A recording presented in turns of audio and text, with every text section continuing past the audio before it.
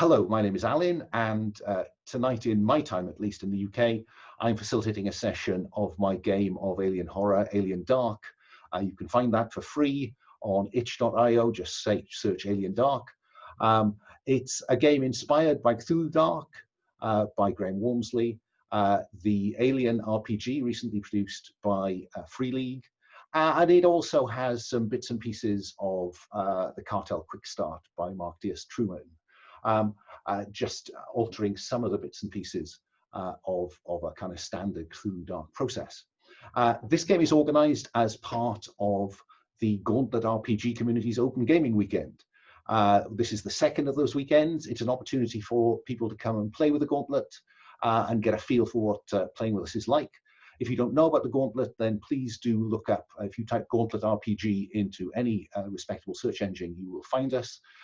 We run a monthly calendar of online games, mostly at the indie story narrative end of the spectrum, though I do notice someone at the moment is running a series of Star Trek games. We also, if people are interested in playing with us, then were they to subscribe to the Patreon, then that would give them priority access to get into games with us. That Patreon also funds a couple of, four nearly podcasts. The Gauntlet podcast, Plus One Forward, and Fear of a Black Dragon are the ones that you might be familiar with. It also helps fund the approximately bi-monthly now Codex Zine, though I have to say, I think the last one was 90 pages long, so Zine is beginning to really undersell it. We also have a publishing arm, and some of you might be familiar with the recent successful trophy Kickstarter. And part of an effort to encourage people to play online and frankly to adopt some of the table culture that we like to think is quite strong at the Gauntlet. That's what these open gaming weekends are about. And they are currently seasonal. So this is the second one. I think that the next one in October will be rebranded slightly as the annual Gauntlet Con, and then we'll run another one as we come up on the spring again. Okay, so we're playing Alien Dark. This is set in the Alien fictional universe that I hope many of you are familiar with. It's the late 22nd century. It's a game about people on the edge of human space, which is grimy, grungy, nasty. Greedy corporations vie for valuable resources. Colonists try to make a living, but frankly often end up gambling with their lives. And there are things out here lurking in the shadows. Aliens. This is set before the xenomorph threat is widely known, this game. So I'm thinking this is probably in that window between the first Alien movie and the second movie, Aliens, when we know that perhaps some corporations know about the xenomorphs or have believe they know something about the xenomorphs, but it's not generally known. So the crew of the ship today will not know anything about xenomorphs. In terms of the aim of this particular session, this is a one-shot session. The characters are all members of the 7-person crew of the USCSS Omestra. It's en route from the Outer Rim territories back to Earth. And the crew are going to be woken from hypersleep by a distress signal. So we'll then play to see what happens next. The tone of this session, indeed of this game, is intended to recreate the atmosphere of the Alien movies. So we're really looking for something that is dark, tense, horrific, and to be honest, the fate of the characters is not necessarily anything but bleak. And the other thing to note, I suppose, about the tone is technology is retro-future. So it's that 1970s, 80s view of future technology. Stuff is big and bulky, and starships are big and complicated. They're not at all smooth machines.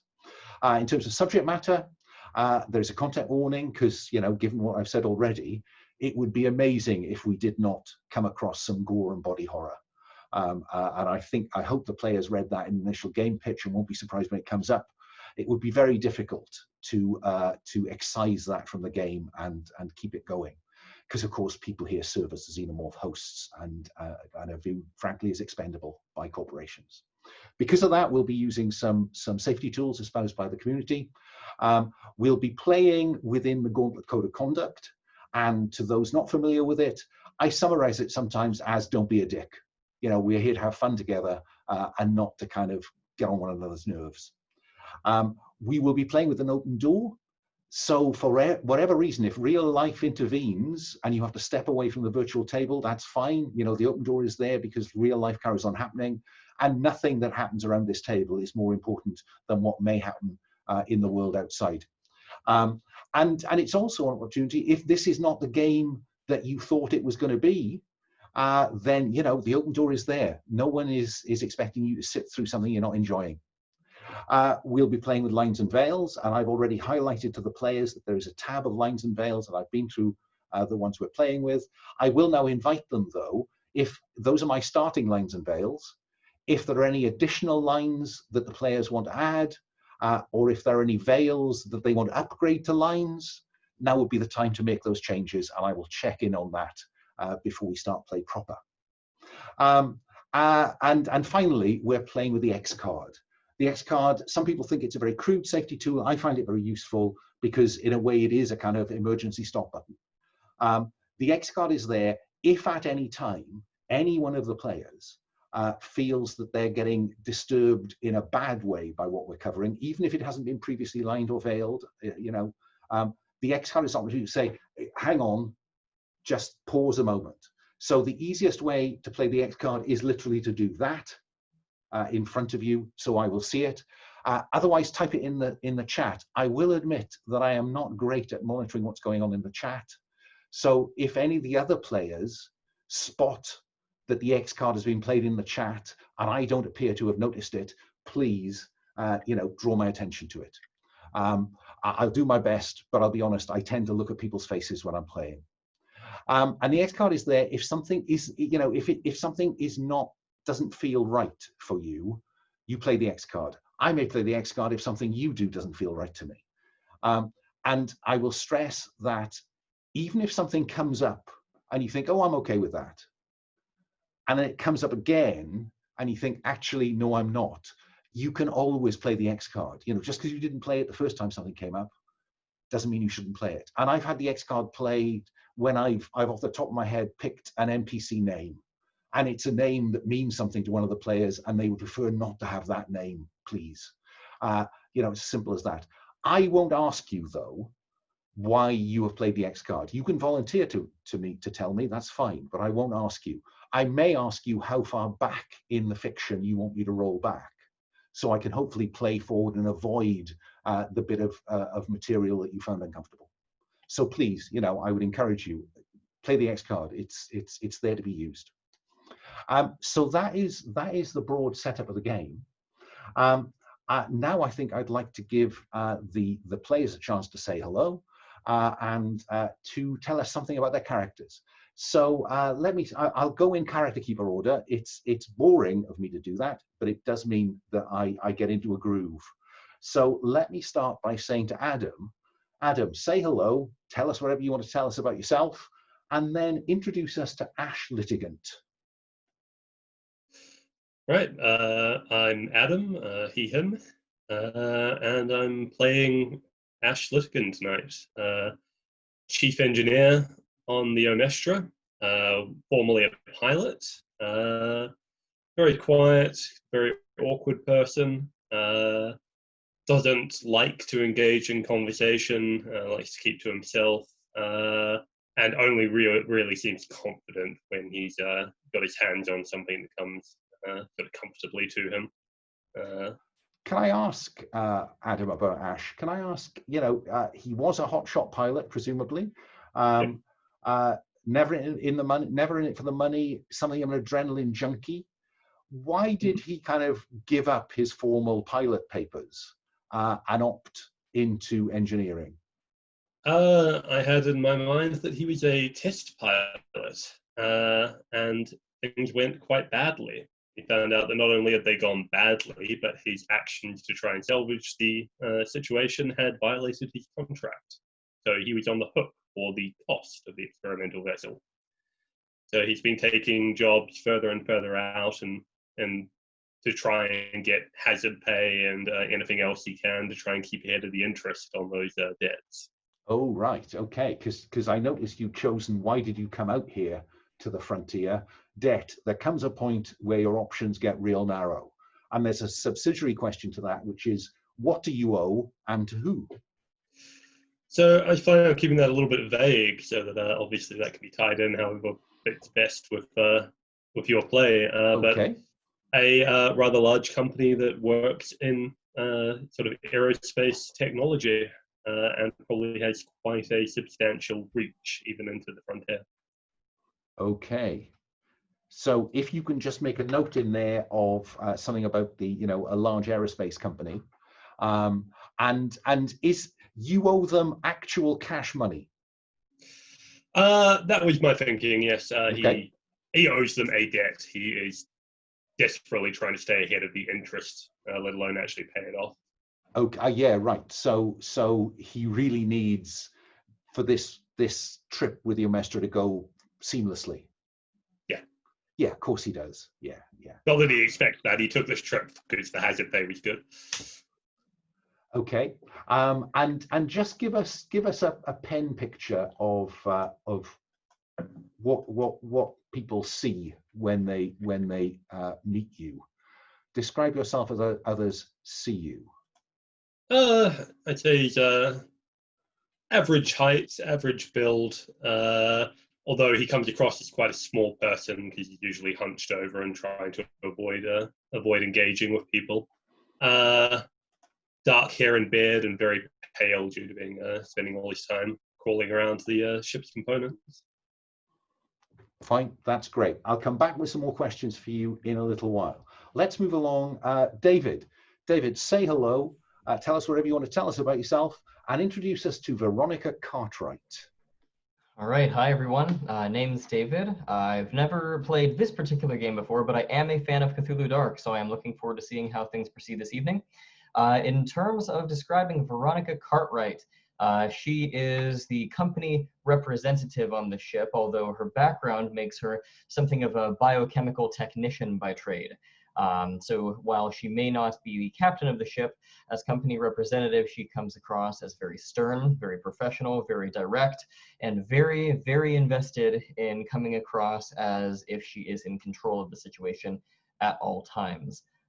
One notable thing about her that I would like to add is that while she is something of a biochemical scientist by nature, I imagine her as having something of a secondary specialty in clinical research psychology. Specifically focusing upon the effects of prolonged isolation and trauma in far-reaching space environments. And that data is valuable, it sells, and that's why she is working as a corporate cog instead of an idealized, shall we say, pure scientist. That's interesting, because I was curious about, given these high scientific ideals, how does she end up being landed with this crummy freighter as, a job to oversee? But it sounds like it was personal choice. I imagine that perhaps she is, perhaps unbeknownst to the rest of the crew, doing a bit of data collection on her own with the intention of reselling that data to her corporate overlords in the effort of getting some kind of promotion or advancement. It's pure capitalism. Yeah, and the crew are really fine lab rats. Do they know that they're lab rats in Veronica's experiment? I don't think so. Okay. Not at this time. No, I would be vaguely surprised, given how you described her, if she came across with that.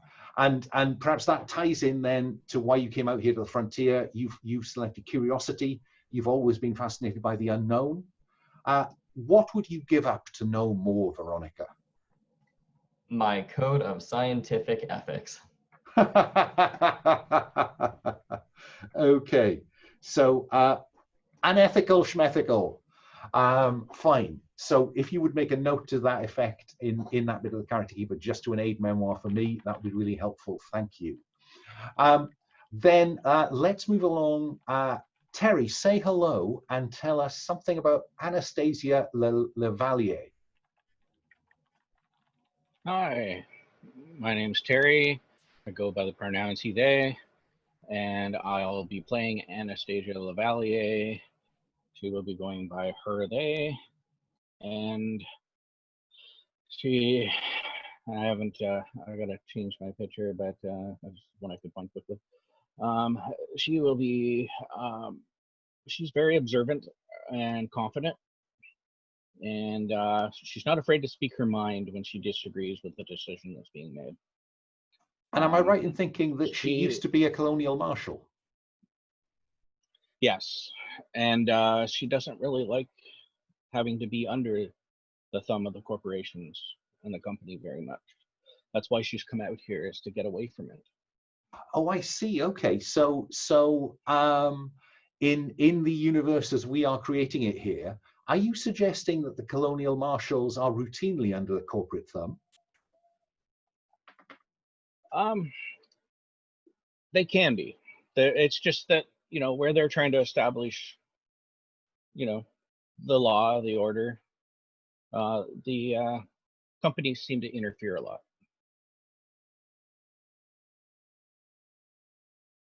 And trying to establish their own law and order. Yeah. Okay. So Anastasia then has some principles that. Yeah. Yeah. Okay. And she's trained as a navigator to make a living out here, presumably. And yes. Why did you come out here? You selected boredom. It has to be more exciting than in the core, right? And that generates a question that says, what excites you most about life on the frontier? And for me, it is a new place to establish order and laws, and hopefully without too much corporate or company interference. Okay, so she would be inclined to see herself as a keeper of the law, even though she's handed her badge back. Yes, she's hoping to be able to, you know, find a settlement where she can at some point settle down again and, you know, restore to her old ways. Okay, that's interesting. We can do something with that. If you would put something to that effect, then in your that you have. Sorry, I've just noticed. Okay. Now this is a crew that has been together for a couple of trips, I think. Let me go back round to Ash. Which member of the group, of the crew, do you care most about? And this is the player character members. Yeah. Now let me stress, these questions are care most and care least. That is not care not at all. Yeah. It's just a pecking order. So Ash, which member of the group do you care most about, given what you've heard so far? So I would imagine Anastasia. The whole attitude against corporate overlords and towards a bit more justice from Ash's point of view is probably something that he very much appreciates. How does that play for Anastasia? Does that, because it says agree with them why? So does that make sense to Anastasia? Yes, it does. Okay, then Adam, if you could put just a sentence in there just as an aid memoir. Moving along, Veronica, which member of the group do you care most about, and then agree with them why? So you can offer up something, they can agree with it or not. My thinking is that I would care most about Ash between the two of us. My thinking, and this is very cynical and I did not intend to make a bad guy, but my thinking is that if Ash seems rather awkward and not confident and secure, My thinking is that Veronica would identify him as someone who will follow orders easily and can be counted on to do what she says in a pinch. Does that work for Ash? Yeah, I'd say that's very much the impression that he's given. Okay, okay. Then moving along to Anastasia. Anastasia, which member of the group do you care most about? Now, I notice you've already expressed an interest in who you care least about, so it's a pretty narrow list you're left with. Yeah, it'll be Ash. I'm just trying to figure out sort of the connection as to what they might have done that I agree with. I think it's probably, since they have explained they don't have as much trust for the corporations as well, it's probably that commonality that we agree on that makes it so we care more for each other.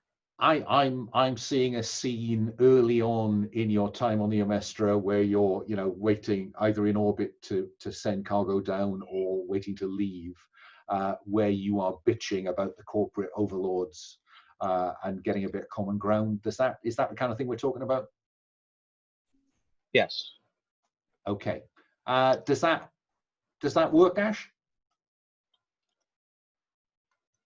Yeah, I can very much see Ash even getting drunk with Anastasia and complaining that he put his life on the line to protect the company product and got thrown to the wolves because they could. Yeah, you can find another test pilot.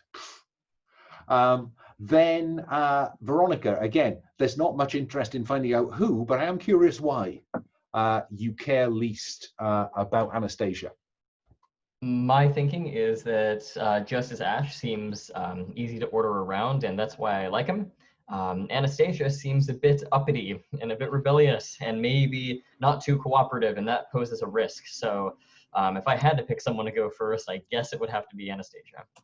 Yeah, I mean, even if you do change that character picture, I think we are already seeing Anastasia as hard ass. So does that work for Anastasia, that reasoning? Yes, completely. Okay. And then finally, again, no surprise that Anastasia cares least among the player characters about Veronica, but tell us why, and let's see how Veronica responds to that. Well, it's not specifically directed at Veronica, it's the companies in general. And I feel that they should be sticking to sort of the central systems and, letting the people resettle in the outer realms or outer planets to try and, for those that want to try and get away from the corporate thumb, they can. Does that work, Veronica? Yeah, fine. Okay.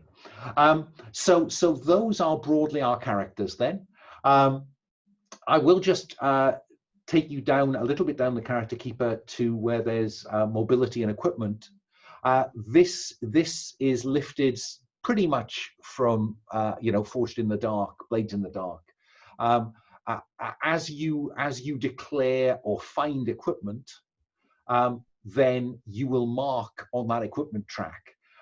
There are 6 boxes of equipment, 6 bits of equipment. Some equipment takes one of those boxes, some takes more, and there's a range of equipment on offer below that bit of character keeper. But that's not an exhaustive list. If there's something else that you think could exist in the alien universe, there are a couple of slots at the bottom where you can come up with other stuff. But you do not have to select it now. Yeah.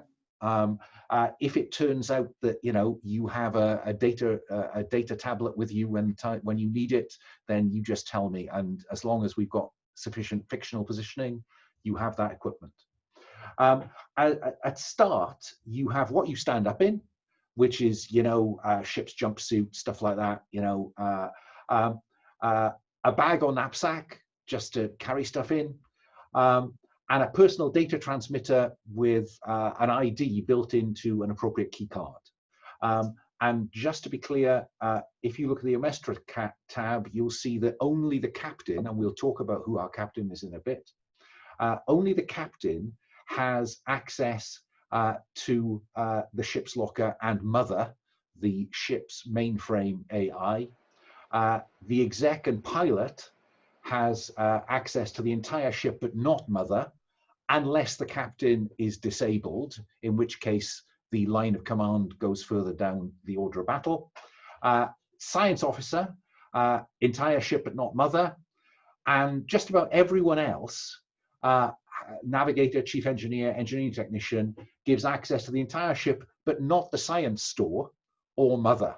And finally, the company rep gets a passenger key card, gives them access to the ship habitat, but not the science store or mother. Yeah. Whether that comes to play any part, who knows? But that's what you need to know.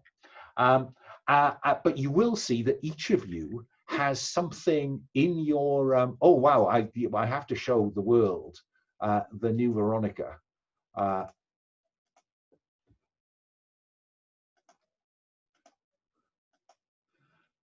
Will you look at that? Hard ass.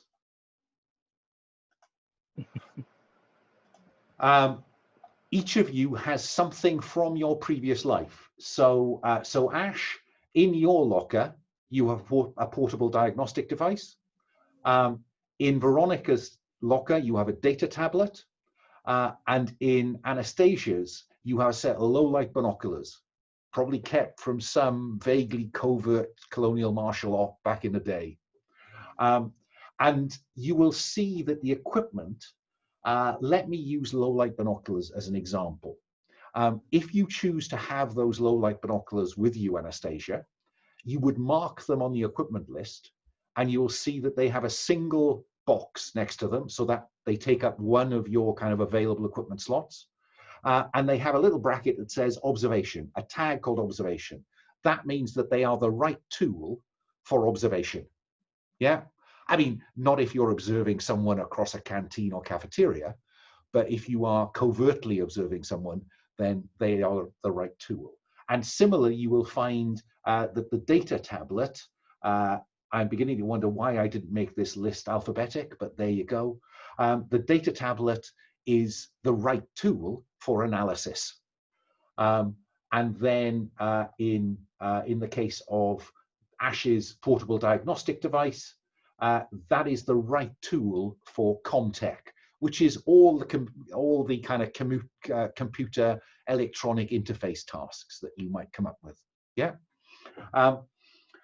They may apply as the right tool in other circumstances, but they will, generally speaking, always be the right tool for those kind of activities.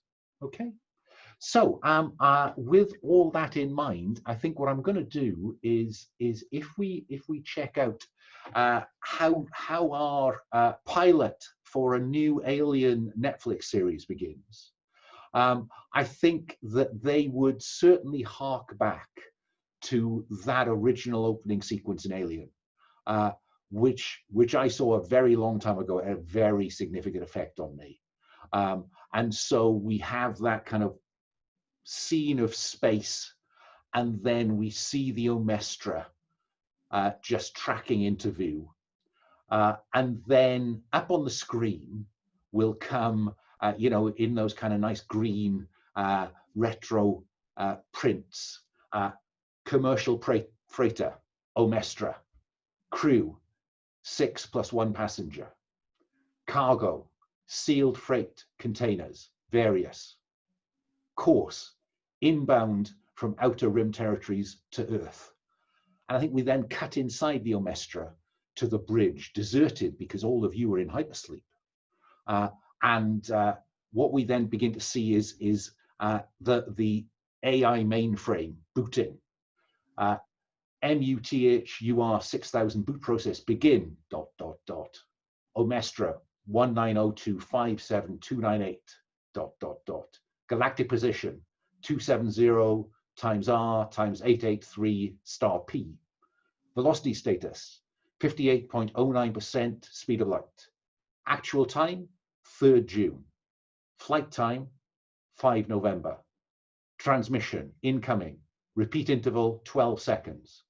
Journey interrupt, pursuant standard cargo carriage terms, section 82.34-F.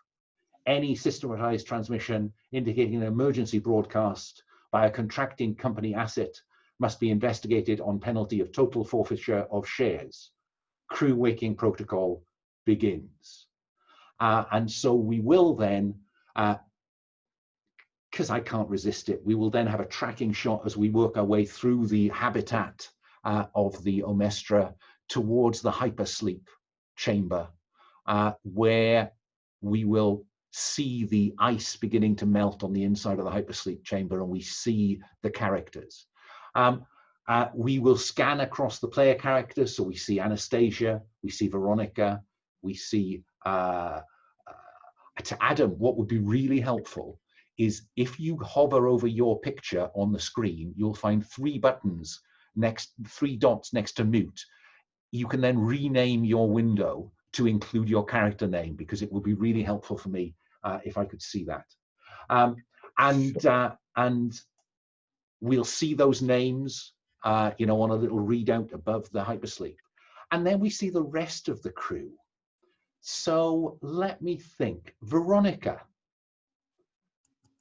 what's the name of the Omestra's captain?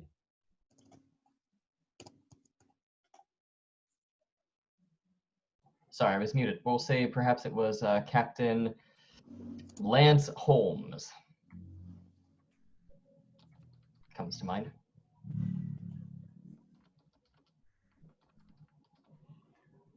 And he is the captain. Okay. So Lance Holmes, captain of the Omestra. What is Veronica's first impression? What is the first impression our audience gets of Lance?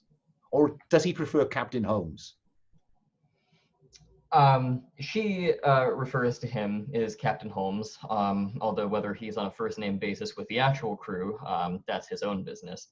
I think that Dr. Cartwright views him in a favorable light. She thinks that he's compliant, he sticks to the book, and he's not likely to lose his cool under pressure. So at this time, at least, she doesn't have a problem with him.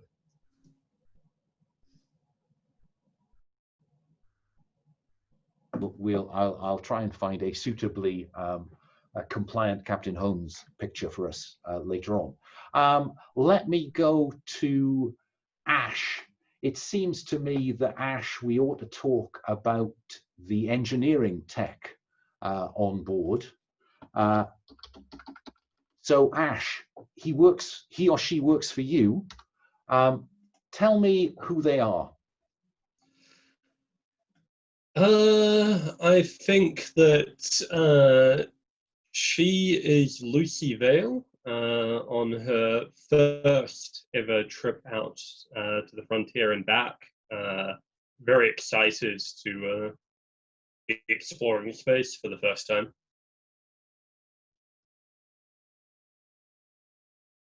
We can't help worrying about the rookie. Then let me think. Then who do we want to know about from our navigator? I think probably we need to talk about the pilot exec officer, because you will do a lot of work together, Anastasia. Who is the navigator, the pilot exec?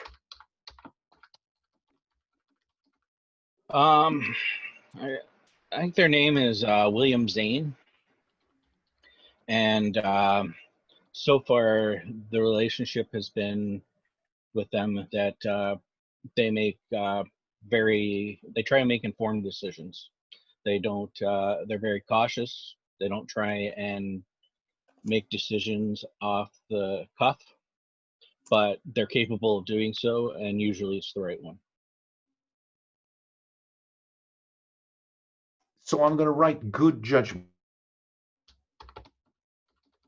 Yeah? Yep.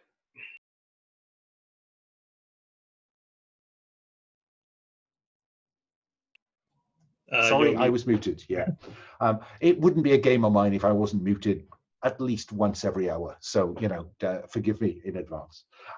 So yeah, I think the science officer, let's call the science officer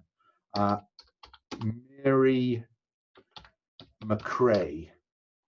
And Mary is the science officer.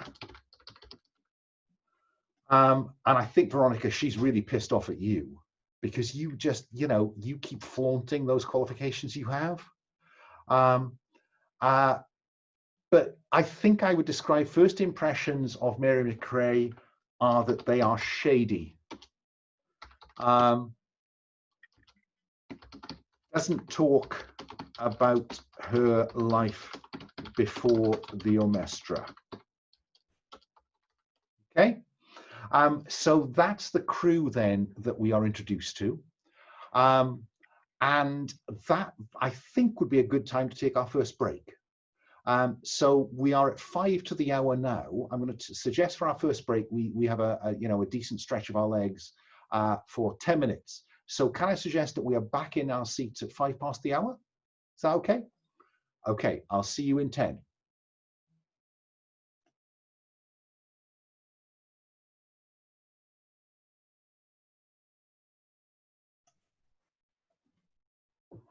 Okay, we're back from our break. What we have now is a crew. So just to share this, here is Captain Holmes. Here's our rookie, the engineering tech Vale. There's the XO Zane. And then last but not least, we have our slightly shady science officer,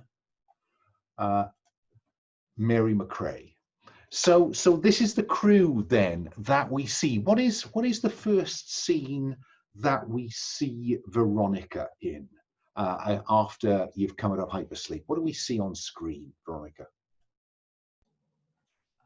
My thinking is that after she awakens, rubs the sleep from her eyes, she will immediately go to check on the source of the distress signal, number 1, and 2, she would also be checking the encrypted research notes she has on her.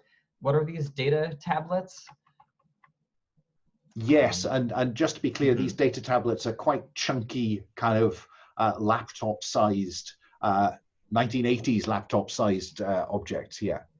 I think she would be checking, in addition to looking at the distress signal, she'd also be checking to ensure that nobody was snooping into her research notes. It would be a problem if anybody found these.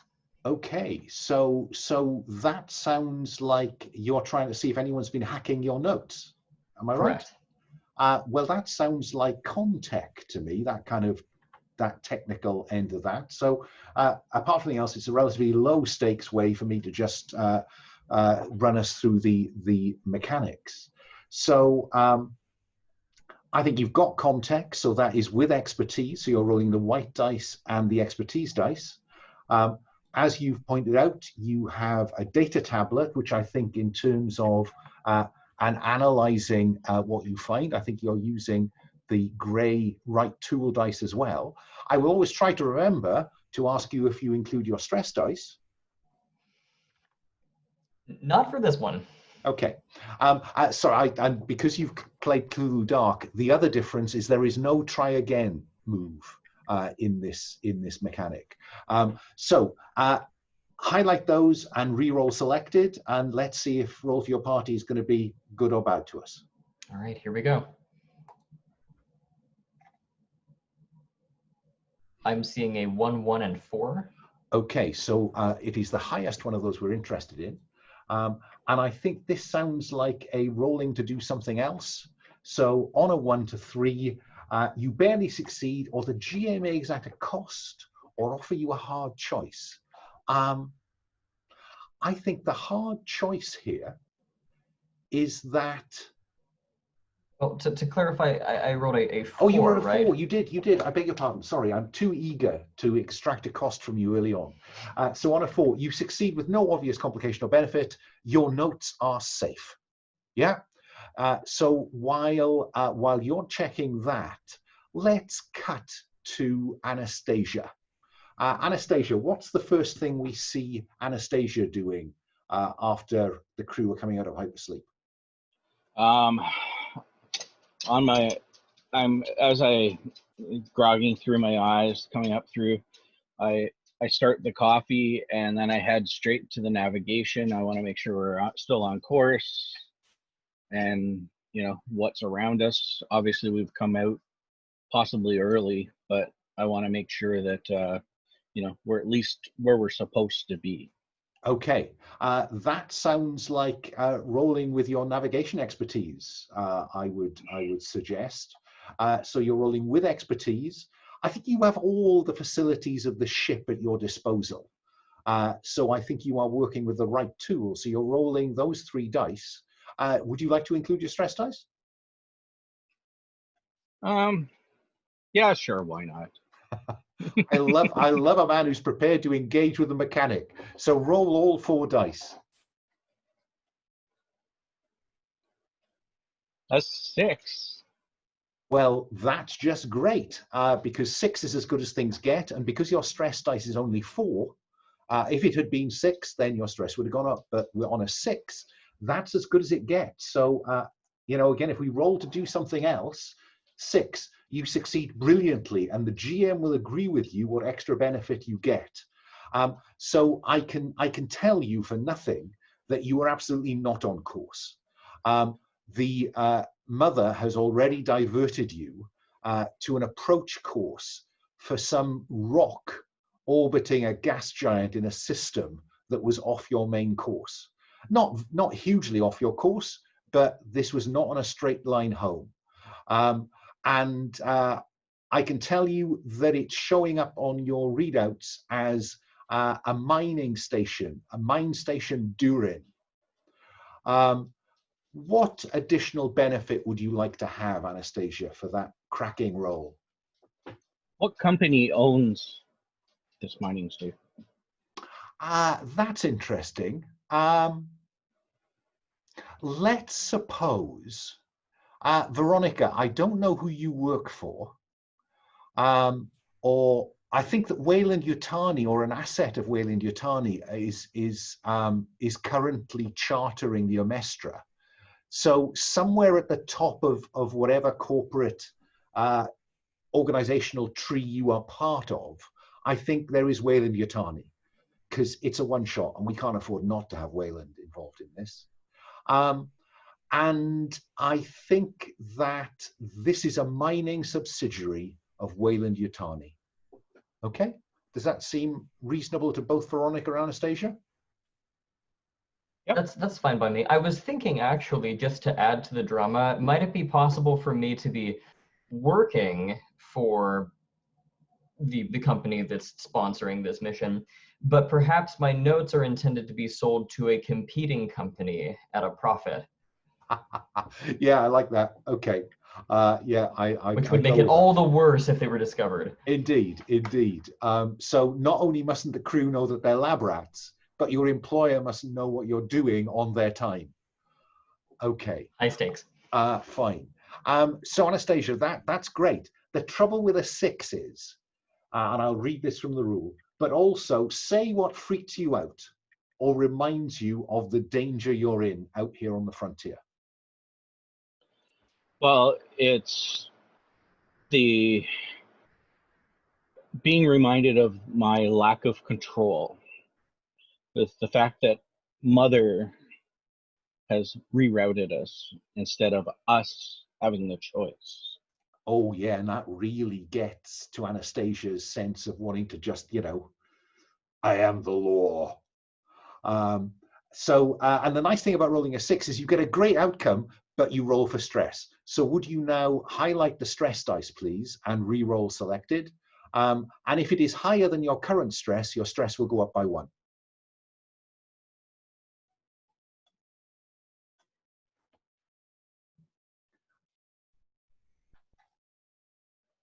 So it's a 4. So increase your stress by 1. And how does that manifest for Anastasia? How does our audience know that this pisses you off? Anastasia looks at the console, looking around, goes, "Mother, why do you take us off course all these times? Why do you always do the influence of the company, not what's right for the crew?" Oh, so she gets shouty when she gets stressed. So you'll see on the character sheet there's a stress, and underneath it, it's manifests as. So do you want to try and summarize what we've just seen on screen as something that would maybe crop up as stress increases? And that is when Captain Holmes lays a hand on your shoulder, Anastasia, says, "Just calm the fuck down.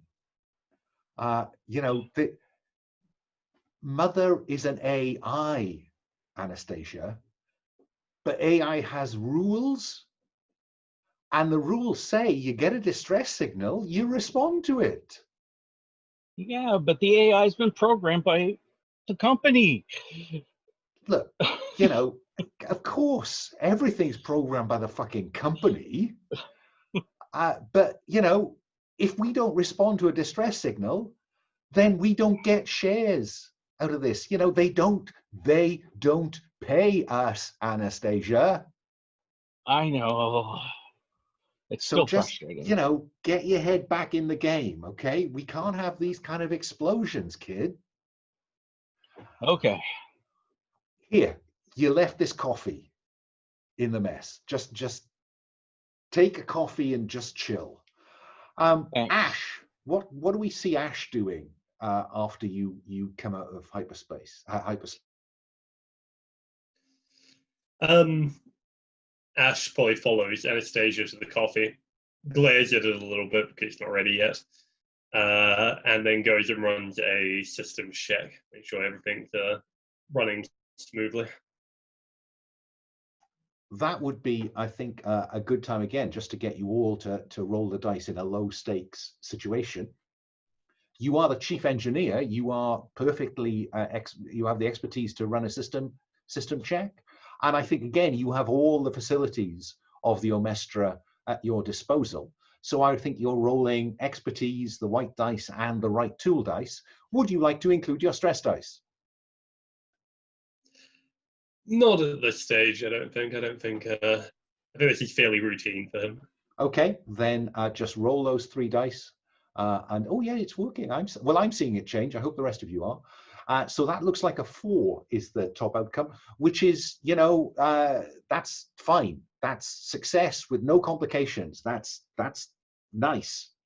And so yeah, I think that generally speaking, I can tell you that the Omestra checks out. Mother altered your course, slowed you down for an approach to this rock, this moon of a gas giant in this system. But you're not seeing any red lights on your panels. Yeah. And I think probably you've already sent Lucy, our engineering tech, down to the engineering decks to just do an eyes-on check, because these engineering decks are almost like cathedral-like spaces, dripping water, poor lighting, great cavernous spaces. And so Lucy has already gone down there, and she kind of, in the way she would, Chief, everything's fine down here. I'll go and check it, engineering 2. And off she goes down into even deeper bowels of the Omestra. And then, the captain says, "Okay, folks, we know where we are. Just gather round." And he gathers you round the mess table and kind of says, "Look, we have no option here. The book says that you get a distress signal, you have to respond. So Mother's done that for us. We now need to go and check that that this mine station is okay, and just check the people there are fine." So it's a simple, ordinary kind of everyday thing. He looks at Anastasia. Just an ordinary, everyday thing that sometimes happens. Okay, Anastasia? Anastasia just sips her coffee and stares into it. And he says, okay, it's, it means that we'll be maybe a week or a month late getting home, but, I'd rather get home late than not get paid. So we're all on the same page here, folks. Yeah? Okay. Anastasia, can you try to get through to them? Find out what's going on? Yes, sir. We'll head over to the comms. And we have the name of the mining station. It is Mine Station Durin. Durin. All right. And go ahead. Mine Station Durin, come in. We're picking up your distress signal. Please come in. And that's when you get a kind of video comes on, and we see a colonial marshal who comes on, and he says, "Look, this is really embarrassing, Omestra. It looks like we had some kind of glitch in the system that set off a distress signal. We literally, I don't know where that came from. We didn't know it was broadcasting until this, this very minute. I'm really sorry to have dragged you out of your, off course. But we're fine here, I think." What's your response to that, Anastasia? I'd like to read the situation here and see really if I actually think he truly is a marshal to start with. Like if he actually has that kind of stature, you know what I mean? Yeah. He's carrying himself. Yeah. So I think that you've done the job. So I think you are with expertise on this. I'm not sure there's a tool that would apply in this circumstance. So I think you're rolling the white and the orange dice to just get a feel for the guy. And do you want to include your stress dice? Yeah. Burn brightly, burn quickly. So highlight and roll those 3 dice. Oh, all 2s. All the 2s are 2-2. So the stress dice is equal to or higher than the other one. So your stress automatically goes up by 1, Anastasia.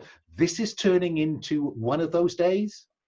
And on a 1 to 3, I'm going to treat this as an investigation roll, I think, because really you want to ask me some questions about this guy, don't you? So when you roll to investigate someone, something, or somewhere, on a 1 to 3, you get the bare minimum amount of information you need to proceed, but also mark the risk clock due to noise or clumsiness, or maybe you ask a question that sets his hackles going, I don't know. But the risk clock is a way of judging what's happening in relation to the alien hive that frankly you and the audience all know as players is here somewhere. So I'll mark the risk clock, and on a 1 to 3, I think the bare information you need to proceed is that this man is worried. Okay. All right. Yeah, he's sending off some signals that are saying this is a man who's worried about something, whatever he's saying to you. What do you do with that information, Anastasia? I think that I'll say, hold on. I'm going to get our XO so that he can speak with you. And I'm going to inform the XO while I'm getting him my suspicions. And okay. I'm curious, Veronica. Do you hear any of that conversation? Because Anastasia, are you doing this on a kind of on the QT XO? this something more?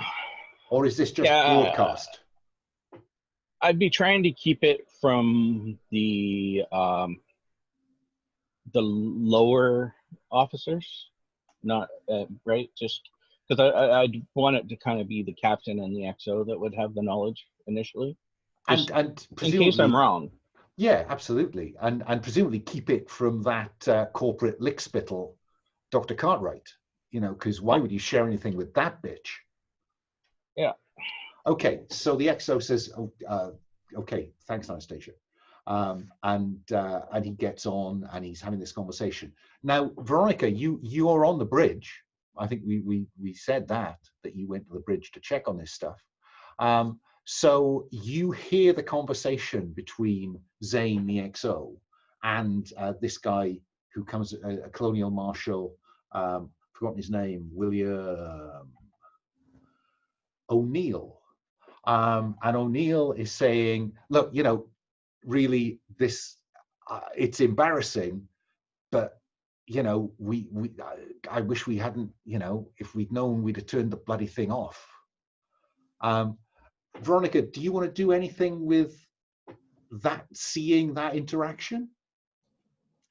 If William Zane is passing by, I will sort of turn to him as he goes by, and I'll say, Officer Zane, as a reminder, you know that company policy dictates that we check this out regardless of what they say.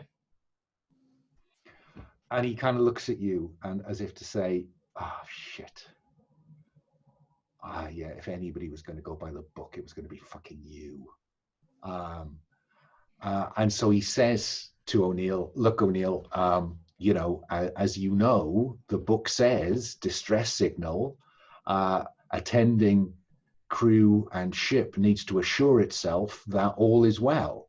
And, you know, I'd love to just take your word for that. But I think we do need to, you know, put some boots on the ground, just, if nothing else, have you sign off on the paperwork. And O'Neill says, oh, gosh, okay. You know, come on down. And Zane looks at Cartwright and says, well, whiz bang, Veronica. Go and find out. Get the paperwork signed off, get it done as quickly as you can, and get back up here. And, you know, take Littigan. You know, Littigan's cleared to fly the shuttle. So take Littigan.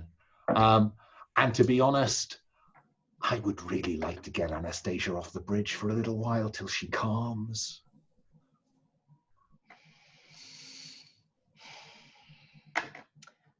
Right away, sir.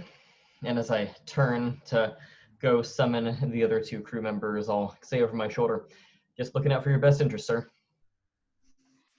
And I think there are some very old-fashioned looks around the bridge, I think, probably. Maybe not from Anastasia. I mean, Anastasia, what's your reaction to hearing Cartwright say, no, this does need checking out? You know, does that fit in with what Anastasia would have done? Yeah, as soon as I hear that, I just go make a coffee again. I don't want to hear any more of the conversation. Well, I know I can't hit things, so I'm going to make a coffee. I'm going to sit down and try and calm down. And Ash, how do you feel? Because you are cleared to fly that shuttle. You know, your license is still valid, and it's not unusual for Zane to have you pilot the shuttle when it needs piloting. So how do you feel about being given the pilot job? Actually quite eager. Any excuse to get out, get my hands on the controls, spend some time in the out of the vacuum. Chief engineer, but frustrated joystick jockey. Okay. So yeah, let's cut then, unless any of you want to have an interaction with anybody else. I'll just run round and check. Ash, do you want an interaction with anyone else before you pilot the shuttle down to the mining station? I feel like Ash needs to teach Lucy at this stage about the honored engineering tradition of running the pool. Lucy needs to go around the entire crew and take bets on what the situation actually is, from no issue to pirates have taken over the station to Cthulhu like horror from beyond the void, whatever they and put Ash down for piracy. Okay, so Ash is putting dollars into the I think new dollars technically, new dollars into the pool on the bet that there are pirates down there, and you can see Lucy kind of with a bit of paper saying, so Chief Engineer Littigan, pirates? Really? But off you go. Come on, it's our job to run the pool. Okay.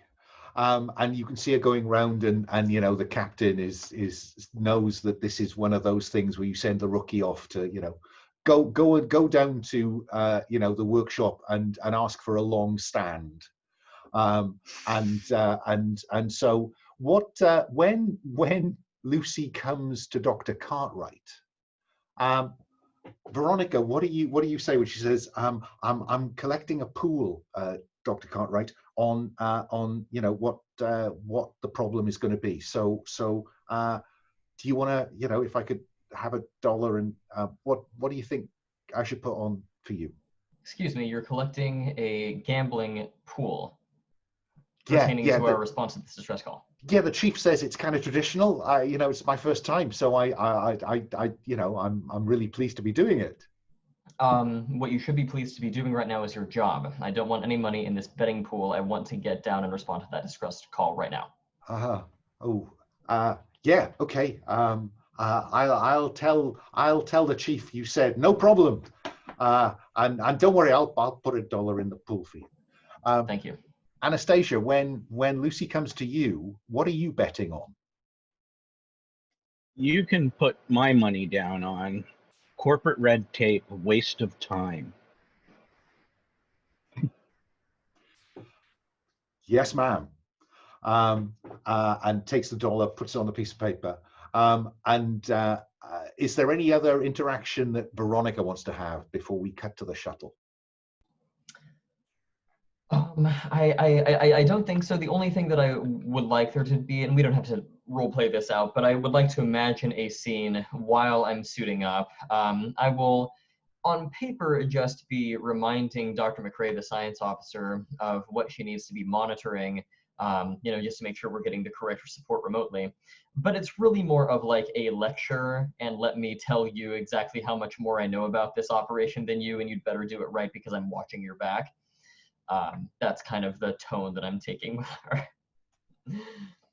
And off you go to the shuttle with McRea kind of looking after you, looking down the corridor as you walk away, going. Anastasia, any interaction you want before you board the shuttle for the station?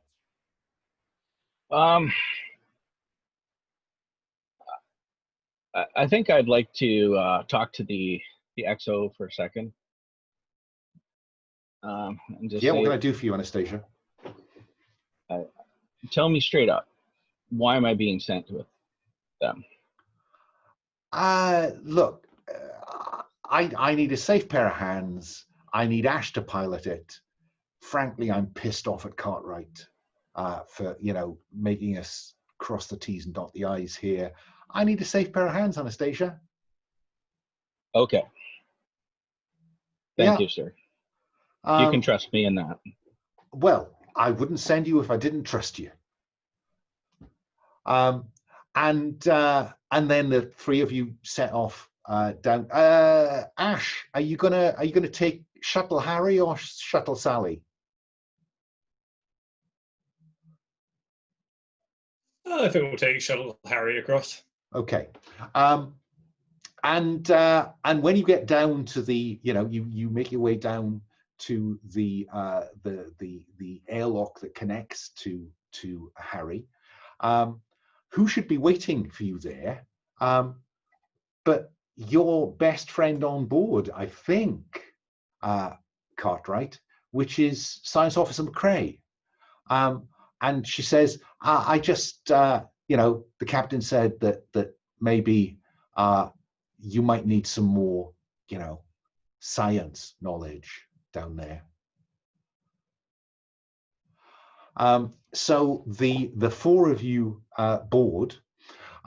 It's a tight squeeze. You know, this is a lifeboat with two hypersleep capsules in it, a pilot, co-pilot, navigator, and a couple of rumble seats. So Ash, you have the con. I'd like to verify that that actually was an order from the captain. Oh, right. So Anastasia, what do we see you doing then as the others are, you know, suiting up and making their way on board Harry? What do we see Anastasia doing? I'm gonna go over to the navigation console and you know, just type in some text to the captain. Just want to verify that you want extra science eyes down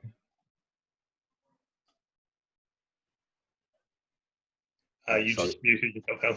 Thank you. The captain will come back and say, look, she was keen to go. It's fine. Thanks. And then we'll have that kind of shot of the Omestra, the underside of the Omestra. This is a good time for the audience to have a good look around the ship. Maybe we start with a view into the bridge from outside, and then the camera pans down towards the underbelly of the Omestra where the shuttles are located. You know, you've made your way all the way down to the bowels of the ship, engineering deck 1, engineering deck 2, into the bowels, and there is the access way down into Harry. And then we'll see that, you know, there'll be sufficiently loud clunks and chunks as it disconnects. And Ash, you take it down. There's a landing pad. It's a medium-sized moon. You know, maybe a half or quarter the size of Earth's moon. And there is only one landing beacon. So, you know, there's not a lot to navigate here for Anastasia. And down you go. There's a landing pad, and the landing pad will sink down into the, no, let's not have that. Let's have a landing pad that then you will see technicians coming out with a connecting umbilical to the mine station, which is in the bowels of this moon. So there's a bit of structure above ground, but you're guessing a lot of it is underground. Yeah. I don't think I'm going to make you roll for that, Ash. I think this is a pretty routine landing. You can hear the umbilicals connecting, and then the light on the airlock goes from red to green. And who's kind of in charge of getting the paperwork sorted out? I assume that would be me. Not because I want to do it, but because no one else is willing. Well, yes. Everyone takes a step back.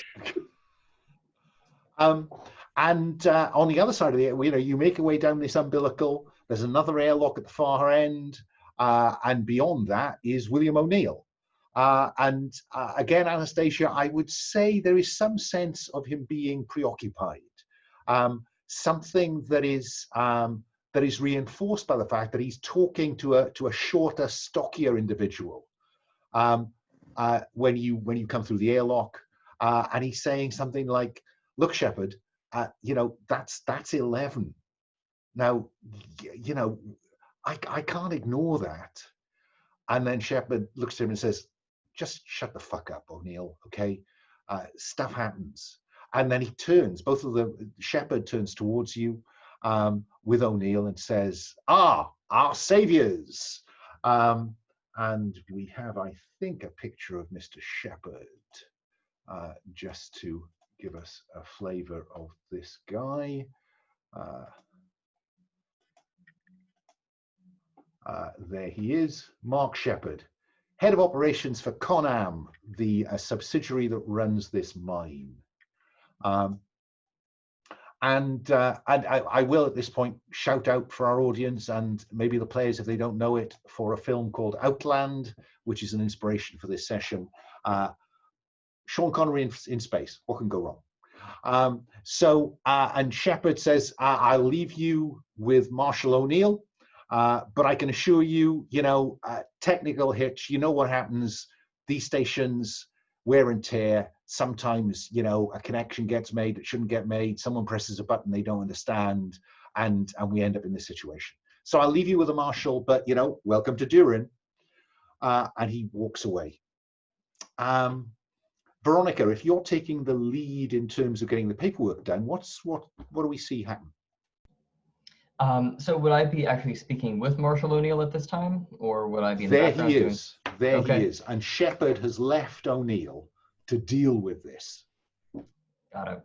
Well, then I'll just very matter-of-factly, business as usual, stroll up to Marshall O'Neill, and I'll introduce myself, say, Marshall O'Neill, good to see you. Well, listen, let's just get down to business. Neither one of us wants to be here any longer than we need to. I need to see two things from you. Number one, I would like to see the technical panel or system that created this distress signal so that we can verify independently that this was in fact just a hitch. And regardless, we'll also need to see where specifically the distress signal was summoned from. And I think, without asking you to roll any kind of interpretation on this, I think you see O'Neill thinking, shit, I have got better things to do than this. Fuck. He says, okay, he sighs, come with me to the admin center, and you can do what needs to be done. Anastasia and Ash, are you inclined to go with Veronica or not? First, when we were coming up, what kind of clothes were both of them wearing? Like, what, I know the one's here still, but what kind of clothes was the other one wearing? Was he actually wearing what's in that picture, or is he wearing? Yes. Okay. So the Marshal is wearing a Marshal's uniform, and Shepard is wearing a uniform emblazoned with, Conam. And it's not unusual to see different roles, designated by overall color or something else.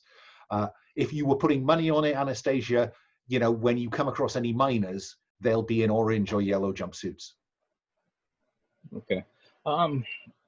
Yeah, I think that I definitely, I know I'll hear it if anything happens to Veronica while we're down here. So I definitely have to go with Veronica. Okay. So Anastasia is tagging along with Veronica. O'Neill will say to you, folks, we've inconvenienced you. Feel free, to go down to the entertainment level, get a drink, relax. Maybe treat it as an unexpected break on a long trip. But Anastasia is going to go with Veronica. What about Ash? I think Ash will just look to Veronica. Does she want an engineer there? Or check signs of tampering, maybe? Or Veronica? Yeah. Yes, absolutely. If this is an engineering problem, I'd like you to verify it. Okay. I'll just nod and then tag along. Mary will say, look, this looks like it's going to be a lot simpler than the captain thought it was going to be. So I'm going to get a drink. She says to O'Neill, can somebody get a message to me when they're done? And he says, yeah, if you're going down to entertainment, then I'll make sure that we get a message to you when they're done. And then the three of you are led off by Marshall O'Neill towards the admin center, and you see her get into a lift and go down to the entertainment level. Yeah. So the Marshal Station is just down the corridor.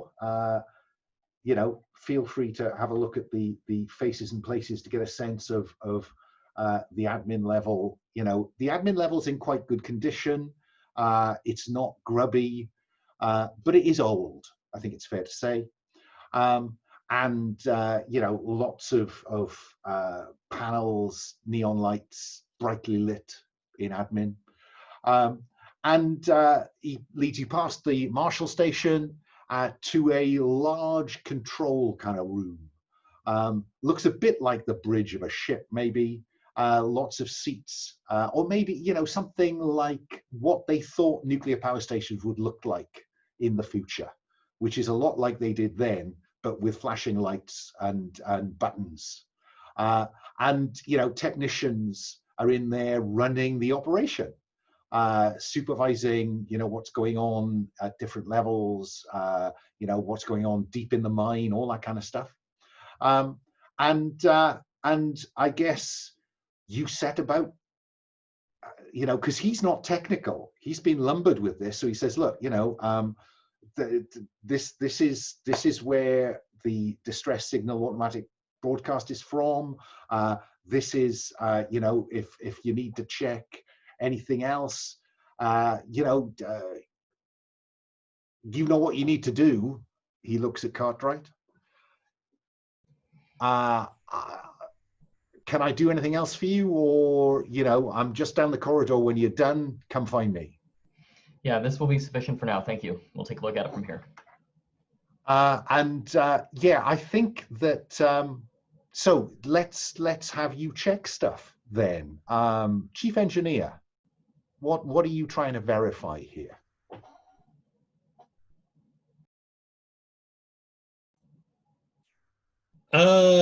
I think I might just pop the panel off the side, which might be a bit more of an issue than than it is these days. And then I'm going to try and see if there's any signs of tampering, if there was actually a legit distress call that got sent out, or whether someone's damaged it, hit, or fiddled with it, got into it. Okay. I mean, that sounds like a kind of fairly solid comtech kind of task. So I think you're actually wanting to ask me some questions about this. So I'm going to treat this as roll to investigate, I think. So you're rolling the white dice, the orange for expertise. I don't think there's well, you tell me, is if you have your portable diagnostic device, that gives you the right tool for a comtech. So we see you kind of, you know, putting leads into the innards of this panel to see what your readouts tell you. So I think you're rolling the 3 central dice there. Would you like to include your stress dice? Not yet. Again, this is still very very business as usual for Ash. He's not too worried about this yet. Just going through the motions, really. Re-roll those selected 3 dice. That'll be a 5. I'm very glad I had the right tool. Indeed. Yeah, 1, 1, 5. So 5. Okay. So on a 5, I will give you the basic information. This is a system that is not particularly well maintained, but you don't think that fundamentally it's faulty. Okay, that's the basic information. Do you want to ask me a question about it? It would have to be properly set off then. Someone had to do this intentionally. Yes. Yeah. Okay. Does it, sorry if this is, I'm not sure if this is another question, but does it have a passcode or a limited number of people who can use it, or could anyone have got in here and set it off? It is like anyone could set off a distress signal with appropriate clearance. Yeah, that doesn't mean that someone without clearance couldn't hack the system. Gotcha. Okay. Veronica, what do we see Dr. Cartwright doing here? My thinking is that I would be just overseeing this and probably asking a lot of questions like, okay, what are you doing here? What's this for? Okay, so what's that tell us? And I'm just trying to get all the information for myself. Does this sound like you're trying to kind of analyze the situation? I Or is suppose that so. too strong? I don't think so. I think I'm trying to take the information into account, put the pieces together in my head rather than relying solely on Ash's judgment. So I think that's fair. Yeah. Okay. So I think you're rolling with expertise. I think I will. If you have your data panel with you, I should check actually that you have taken the stuff that's in your locker with you. If you have, then would you mark that up on your equipment list sure. by selecting it? So I think you're rolling with expertise and with the right tool for the job. Because your data tablet has a lot of stuff, not just about, technical stuff, but about, that your interest in psychology. So I think I think that this applies quite broadly to you. Got it. So we'll re-roll that. Highest die is a 4. Okay, so again, you wanting to ask me some questions about the situation or whatever, I think. So I think that is you. The basic information is, I think what you sense from the crew here is that this is a long posting. Systems and processes are sloppy, and people are kind of just, in a rut. Because they probably spend, a posting here might be 2, even 3 years. So that's the general. Is there a specific question you want to ask me about the organization or the technical? I would like to know where in the mine this distress signal hailed from. Like what specific location triggered it. If that's something that we need to check out, even if the system itself isn't looking fine, I want to know where in the mines this was being activated from. Okay, I think that what you will find when you're quizzing people on, so what's the process for setting off the distress signal? How does, is there a red button on every, floor down to the sub-levels? How does this all work? And a guy says, look, normally there is, there are red buttons down on every level in the structure in the mine, but normally that activates an alert here. That is then we investigate whatever might have gone on, and if we judge it to be sufficiently dangerous, then we would press that big red button over there, which would then broadcast a distress signal into space. But most of the emergency processes are internal. You kind of have to come through here. I see. Would it be too much to ask then for us to independently investigate the source of the distress signal? Where was the button actually hit that then sent the message up here? Let me come back to you, because I think you've got your one answer to your one question there about how does this system work. Let me instead go to Anastasia and ask Anastasia, what do we see you doing during this kind of scene of investigating? Would a mining station like this normally have like a mother like we do on a spaceship? Yeah, there would be a very similar, I think it's a mother 550B, I think. And right now the distress signal is still actually going out? Oh no, they turned it off once you got in touch. Okay. Somebody pressed the big green button to turn the fucking thing off. Okay. So I look at Veronica and I say, why don't you just go ask Mother? Find out what happened.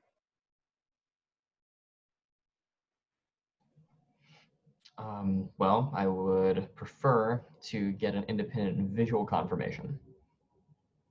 Okay.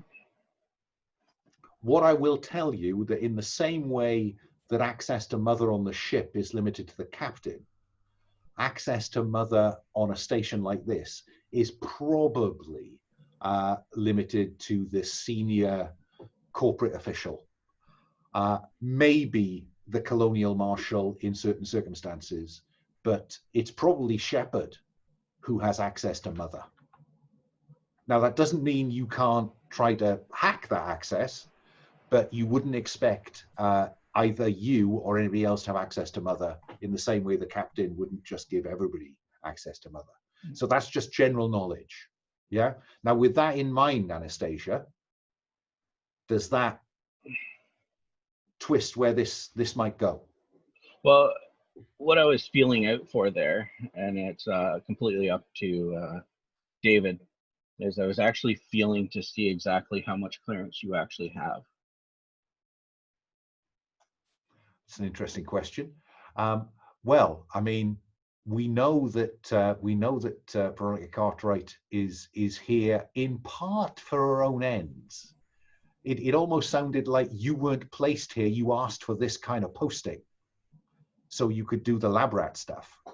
I don't know. I mean, Veronica, do you want to get in touch with? Because you were keen to be a subsidiary close to Conam in the Wayland-Yutani pyramid of companies. So so that suggestion, it is possible, Veronica, for you to try to get some clearance from head office, or you can try to kind of bluff your credentials. I don't know. My thinking actually is that Anastasia would kind of be appealing to Veronica's arrogance, and any opportunity that Veronica, I mean, this is something that Veronica can be played like a fiddle about, right? If you can get Veronica to reveal her hand because you are getting Veronica to yell at you, she probably will. So my thinking is that in response to what Anastasia says, I will say, Anastasia, you know better. You know that none of us have clearance for this. How long have you been working this crew? None of us have clearance for this. I have to call, what did you say, Alan? We have to call the head, or? The head, it might be possible for you to call head office and try to get the authority, or otherwise you have to go through Mark Shepard, the senior, corporate representative here. Okay, yeah, so I'll kind of act like I know better than you and just sort of say, look, there's no way that any of us have clearance for this. Either I have to go through the head office to get access to Mother, or we have to go through Shepard. Between the two, I count on my own people more, so that's what we have to do then. Okay, so if it comes down to trusting Shepard or not, then maybe you'll have to. Well, let's find out. And how would I go about trying to get in touch with head office and say, this is so-and-so, we're in this location, we need access to Mother? Okay, then the way you do that would be that you would, I'll be honest with you, you probably need Shepard's permission to do that. Roads do tend to run that way. Again, you could try to bluff somebody lower down the pyramid, but I think in terms of actual permission to use the company's technology to contact the company, I don't think Shepard's going to be have that access just sitting on a desk. Got it. I mean, we've seen him. He looks shifty. Right. For the time being, I'll play by the book until I can justify not doing that.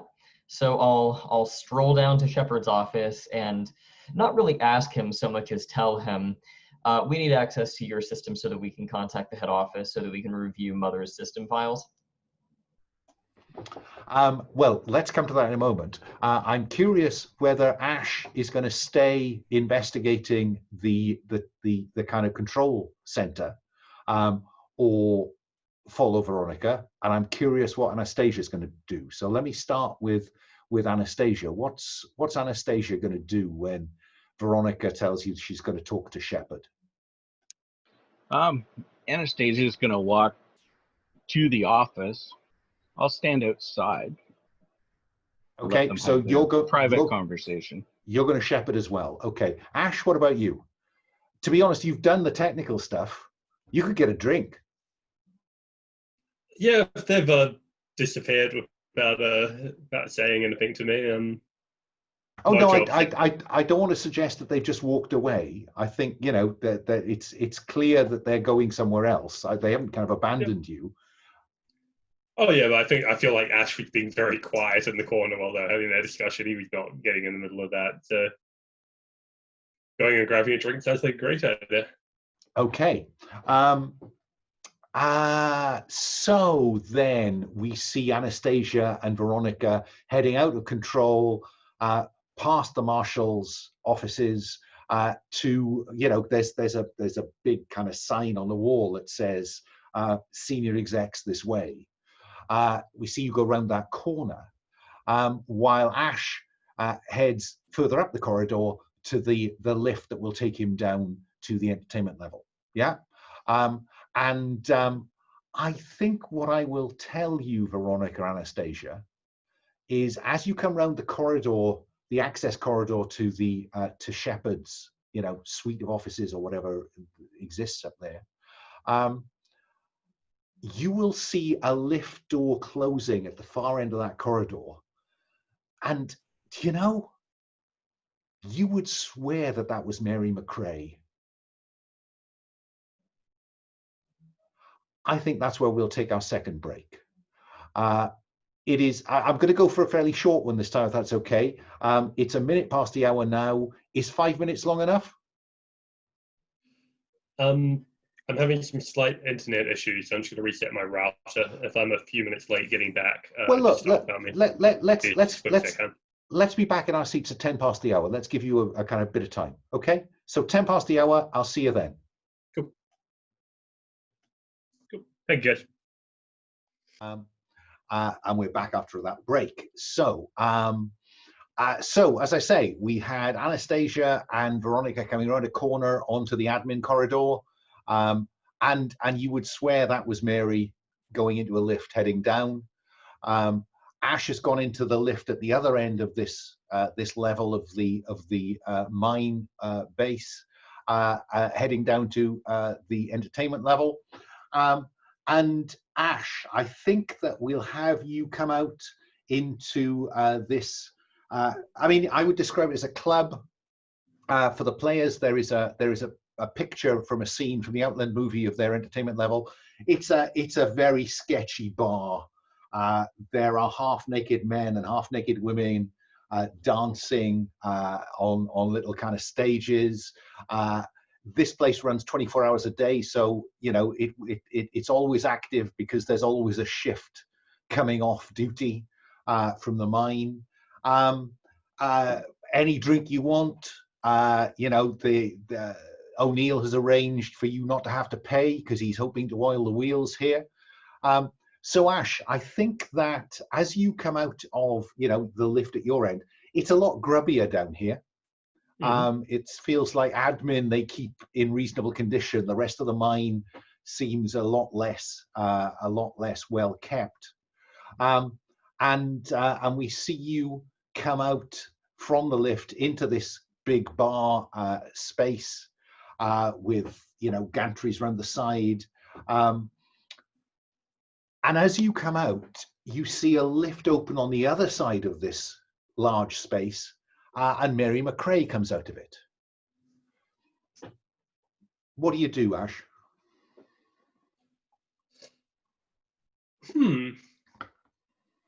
So no better way as being a little bit odd, and then probably try to head for one of the quieter ends of the bar. Okay. You know, if there is a quiet end, you find it. Given what we know about Ash's demeanor, it probably gets a little bit quieter when he arrives. What do we want to see you doing? So I think Ash is more than like clued in enough to know that this whole situation is quite weird. He's definitely not his skill set, but he's going to order a reasonably benign drink, something along the lines of beer or that sort of thing, and then see if he can get any information from the bartender. Just you know, what is the area of his inquiry here? What is he? Because you know, bartenders know certain things.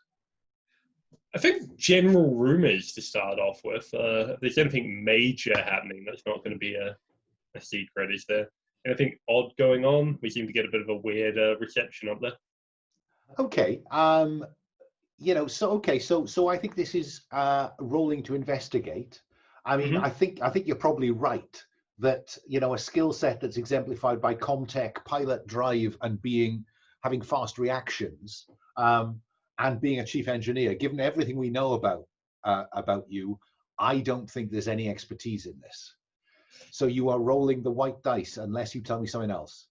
Can I, because we've got an open tab at the moment, can I put one on the tab for the bartender and get the right tool dice? Oh, very cunning ploy. Yes, of course you can. That'll teach me. So the white dice and the grey dice, do you want to include your stress dice? You're cool as a cucumber so far. Surely you're tempted. Yeah, I'm going to have to go with the stress dice just because this is an odd situation. I am starting to get out of my comfort zone a little bit. Okay. It's a 4 on the right tool. Oh, and look at that. A 5 on the stress dice. Oh, wow, that took a while to change, didn't it? Yeah, no, sometimes Roll for Your Party likes to just tantalize you and then just flip at the last second. So your stress goes up by 1 because, yeah, this isn't your natural environment, is it? No. The picture we have of hard drinking test pilots, they're really just kind of techie nerds, really. So yeah, your stress goes up by 1. How does the audience know that Ash is feeling, uncomfortable? He starts tapping the bar top slightly, starts sort of flicking the side of his glass, maybe searching for a label or something to peel off. He starts to fidget a little bit. Okay, so as a manifest as fidgeting, yeah, that gives us something to hang the character on. But you do get to the basic information is that everyone thinks that Conam, the subsidiary that runs this, runs it on the cheap, runs it, badly. People don't feel that safety concerns are given enough, attention. And no one's got a good word to say for Shepard, the guy who runs the place. So you can have that for nothing. Now, is there a question you want to ask me? Are there any incidents in particular that have happened recently? If they're not paying attention to safety. Well, now there's an example, says the guy at the bar. There are some people gone missing, and all Shepard says, somebody tied one on. They've got, they've gone down to one of the old mine levels, unauthorized, and they're just sleeping it off down there. And that might work. I know some people who can go over the edge and just, lose it a bit and lose a weekend. We've all lost a weekend, friend. But, this is like, I know a handful of people that they say have gone missing. I mean, a handful does seem like an awful lot. 1 or 2 people I'd understand, but yeah, and credit to Marshall O'Neill. I think he's kind of tried to find out what's happened to people, but what can I tell you? It's the company, man. right. Oh, have I got another question, or is that all the information? Sadly not. For a 4 or a 5, you get 1 question. So I think that would be a reasonable place for us to cut to Cartwright and Levalia as you are coming to Shepard's office. And Shepard has an outer office and inner office. The outer office has his personal assistant, a guy called Jeff. And Jeff kind of looks up from his terminal when you come to the door, and he says, yes, can I help you? Yes, don't mind us. We're just going to go speak to Shepard. Can I hits the intercom. Well, I'll let Veronica keep going in, and I'll stand outside the door. Well, he hits and he says, Mr. Cartwright, Mr. Shepard, I have the people from the Omestra, and I think by then Veronica is already through the door. Yeah, That sounds about right. Yes. And Jeff is kind of getting up. Anastasia, are you kind of running interference on Jeff? Yep. Okay. I say it's okay. You can sit down. That sounds like you're exerting that natural authority that we know you have, Anastasia. Yep. So I think you're rolling with expertise. I'm not sure there's a tool that applies in this circumstance, but as we found out with Ash, I can be convinced. So I think you're rolling the white dice and the orange dice. Do you want to include your stress dice?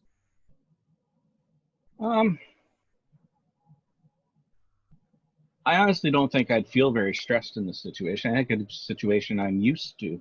Well, I mean, So, the way I'd encourage you to think about this is including the stress dice is a mechanical. Yeah. Depending on how the mechanics play out, that will tell you how stressful you feel. So don't feel that you have to be fictionally positioned to be stressed to include the stress dice. Yeah, I just thinking of the fact that it's such a situation that I'm used to that I don't think there's really a chance I could become stressed in it. Okay. Well, let's hope you don't roll a 6 on the other 2 dice then. So you roll the white dice and the orange dice. Let's see how they go.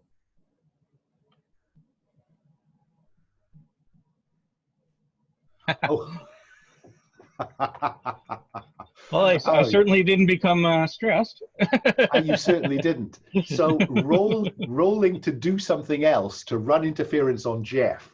On a 1 to 3, you barely succeed, and the GM may exact a cost or offer you a hard choice. And I think the cost here, if you want to go through with it, the cost is going to be that he flicks another button and he says, Marshal O'Neill to Mr. Shepard's office, please.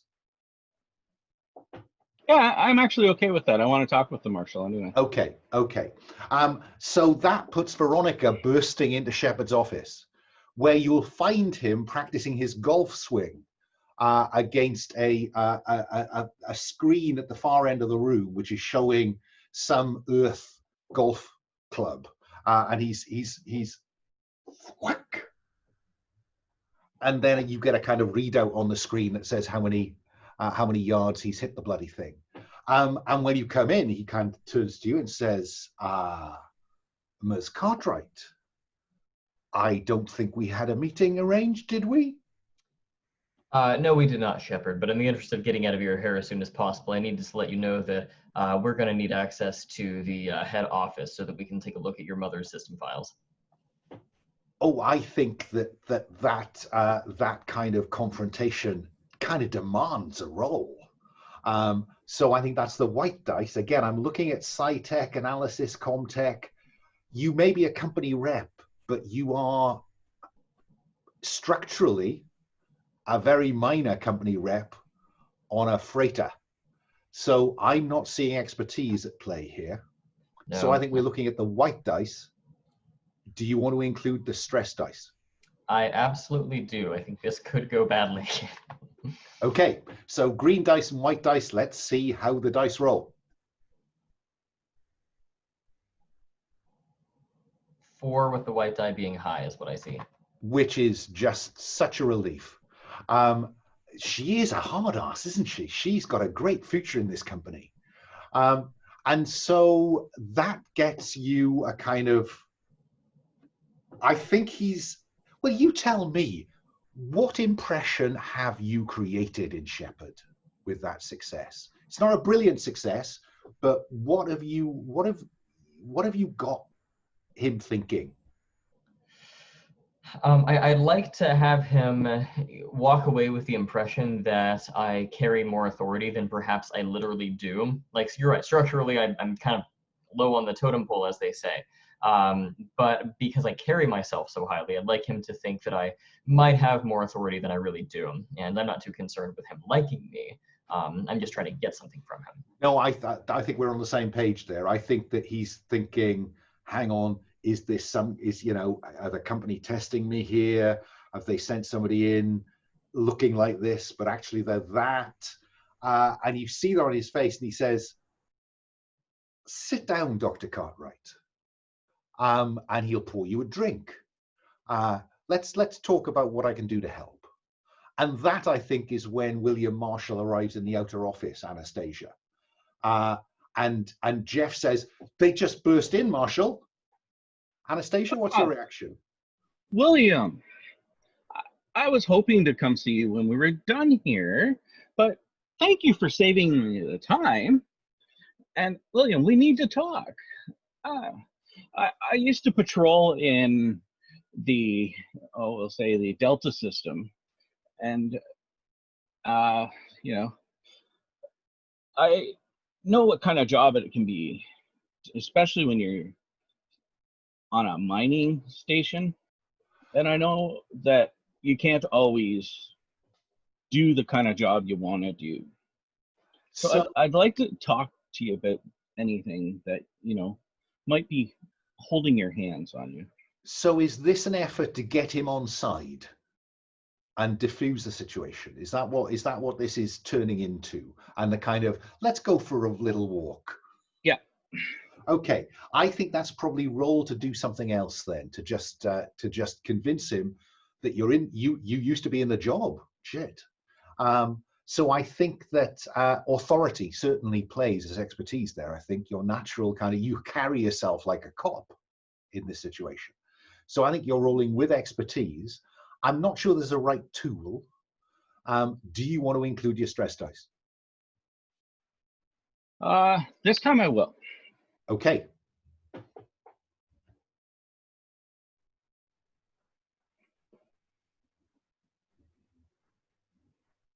Okay. So we ended up with a 4 being And it's not on higher the stress than dice. the stress. Right. Okay.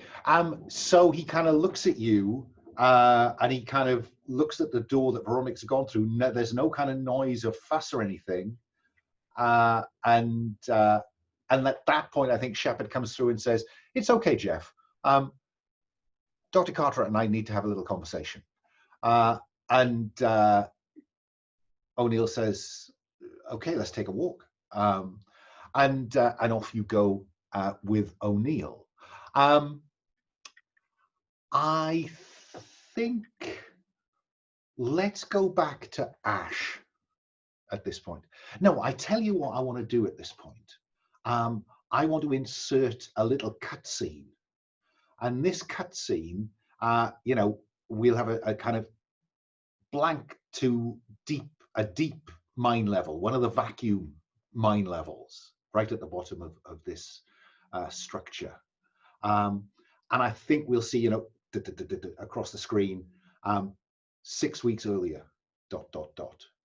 And what I think we'll have a view from someone in a spacesuit, and we'll see the lift doors open down at this level, and there's a kind of a light above it saying, you know, level 12, full vacuum, and we're hearing the kind of somebody inside a spacesuit, and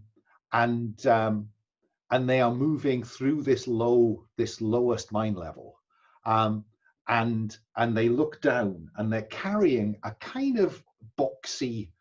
It could be a kind of case, but it's too boxy. And as they're carrying it, it kind of shakes, and we see them put it down deep in this mine level, and there's a red light flashing on top of it. And that's when the camera angle switches, so we're looking into this helmet. Now, normally, there's a set of internal lights that illuminate the face so you can see who you're talking to, but in this case, those lights are off. But we can see that red light flashing, and what we see is that they are reflected in some spectacles. So we can't see the face, but we can see the spectacles inside this helmet, in which this red light is flashing. And then, you know, a heavy gauntleted finger comes down and presses the red button, and then retreats.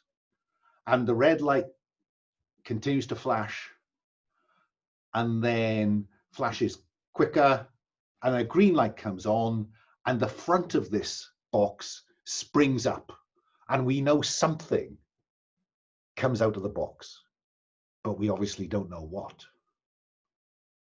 And then we cut back to Shepard's office. So, Dr. Cartwright, you know, cards on the table. This is a relatively small operation. We had a slight technical difficulty. It just seems like you're making a lot of this.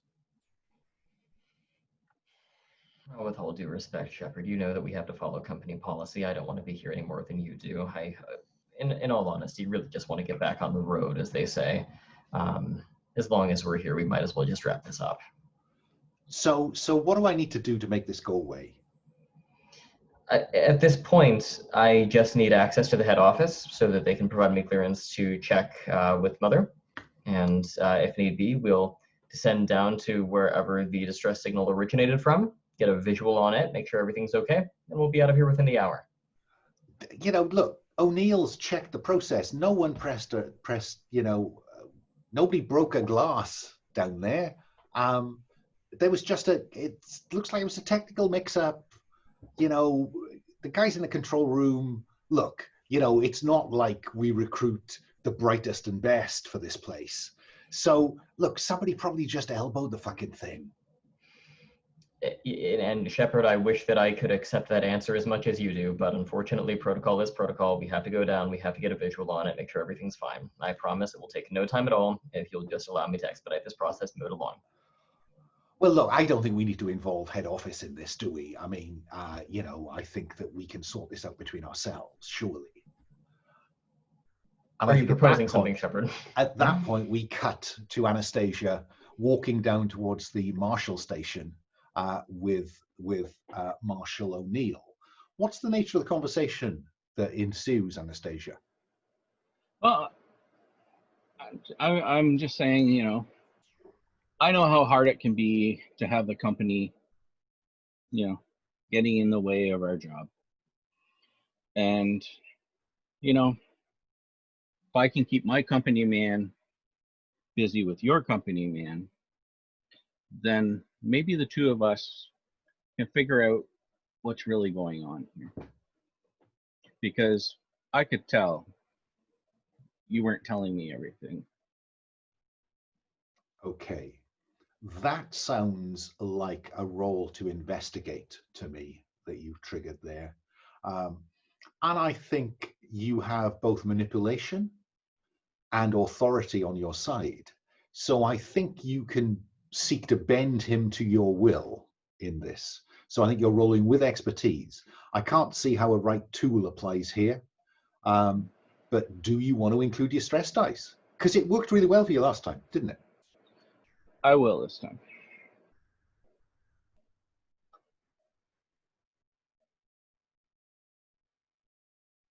And fives. And not Anastasia's got her mojo back. So on a 5, I'll give you the basic information.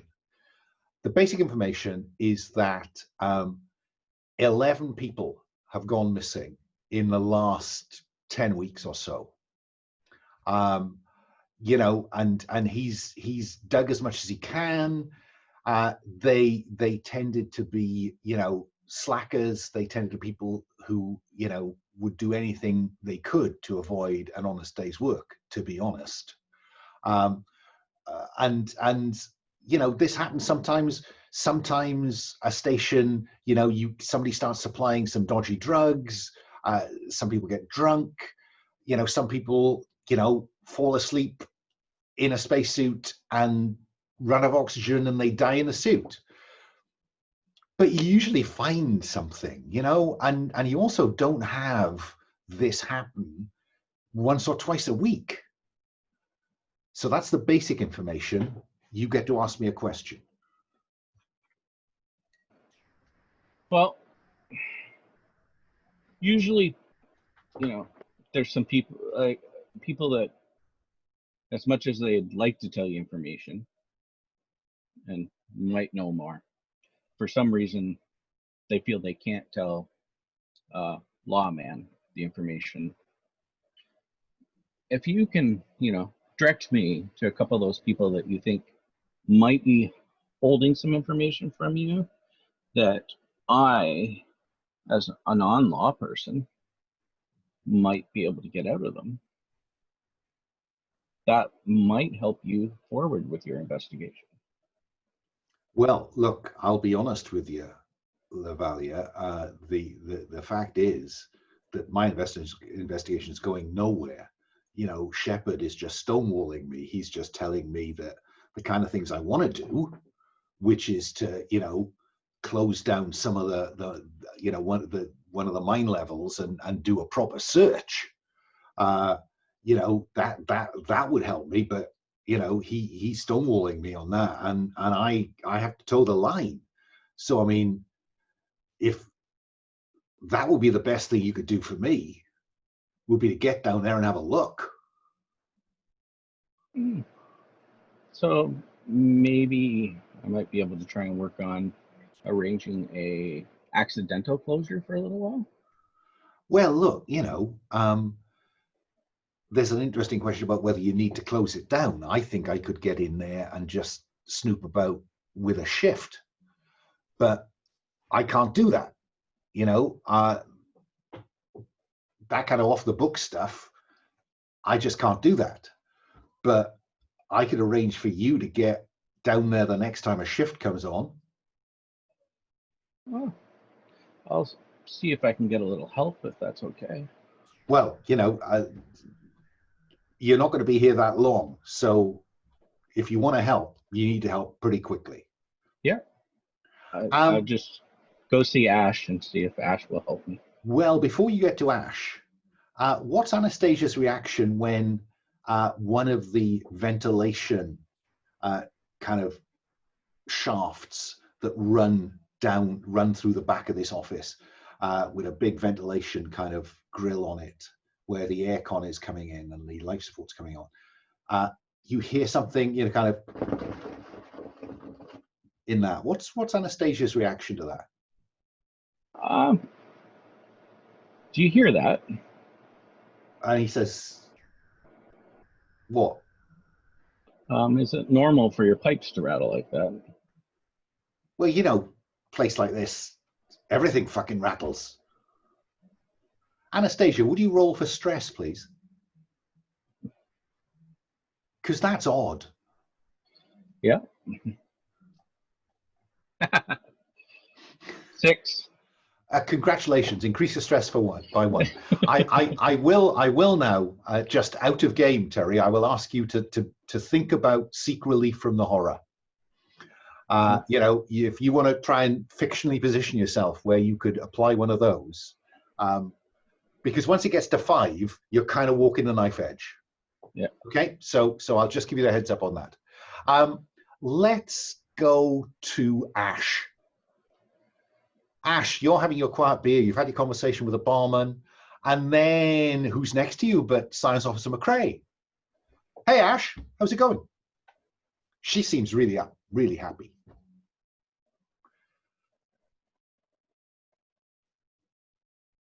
You are muted. You noticed anything odd going on? Bartender was talking about disappearances. Oh shit, no. You know, I've been, you know, I had a couple of drinks before, you know, I came straight down here.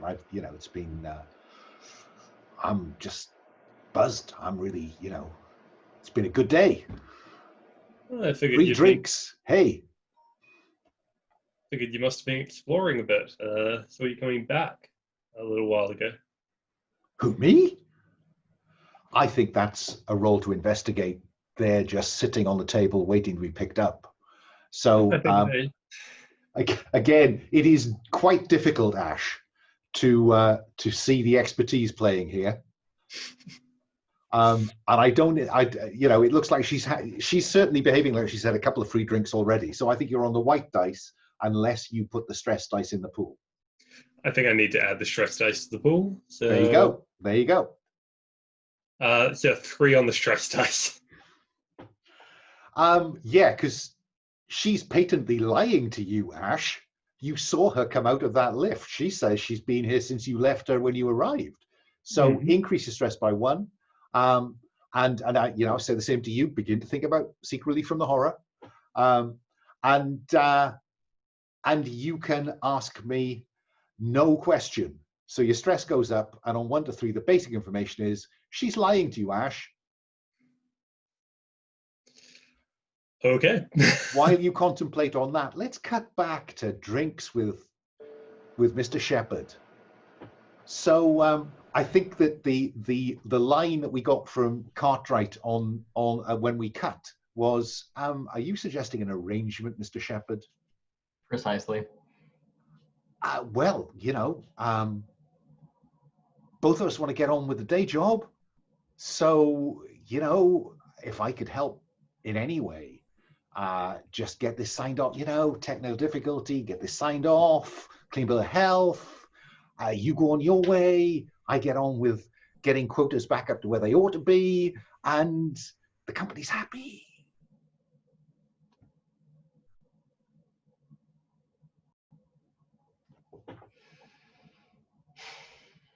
Yes, but what's in it for me? Well, do you know what we mine here, Dr. Cartwright? I'm not familiar with that now. Some of the hardest industrial diamond proxies found in human space. They're really valuable. Now, we don't normally give them away as souvenirs, Doctor, but, they'd be I'm sure you'd find them of fascinating scientific interest. I see. Allow me to propose a counteroffer, Shepard. I'm personally in search of something far more valuable than any of your diamonds. I'm looking for information. Now, if you would be willing to allow me, just personally, to observe what in the world is going on down in those mines, well, the company doesn't need that information because for all intents and purposes, it was just a technical error. We investigated it, everything checks out, and we can report it as such, and you can watch me sign the papers, punch it all in, and we're good. But I do want to see, for research purposes, what's going on down there. I think he looks surprised because it feels like he's just offered you money and all you want is access to his mine. So he thinks Christmas has come early and he says, yeah, I can arrange that. You just want to look at the mines. Yeah, sure, not a problem. And then, everything's T's, cross, I, dot, good to go. And that's when Jeff comes through on the intercom and says, Director Shepard, I've got the captain of the Omestra on wanting to talk to a member of his crew. Should I put him through? And I think that Shepard will look at Veronica and say, help yourself. Sure. Captain, what's going on? He says, I just wanted you to know that we've just had the Bettendorf, USCSS Bettendorf. It's a Weyland-Yutani research vessel. We've just been hailed. They apparently picked up the distress signal. They were a bit further out than us, and they've arrived, and they want to come aboard. So they're the company. So we're going to have that conversation. Just wanted you to know, are you going to be much longer? I don't anticipate as much. We checked everything out. Everything looks like it legitimately was just a technical error. We're just going to look around, do a little bit of visual confirming on our end, but we expect we'll be out of here shortly. Okay, well, look, I'll press the flesh with whoever, when they invite me over, but I would like to get on with this flight, Cartwright, okay? That makes two of us, Captain. See you shortly. Let's cut back to Ash.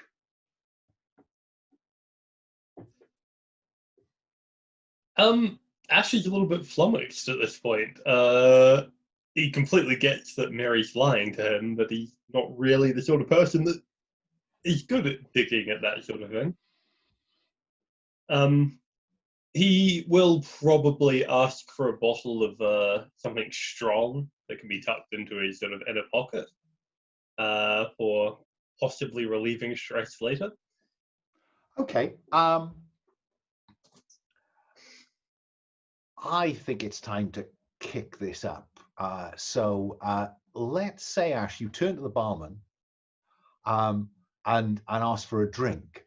What do you do when something drops onto the bar in front of you? It looks like some kind of spider crab. Now, we will engage now with another rule, which is if you check out the core rules, there's a thing called xenomorph behaviors.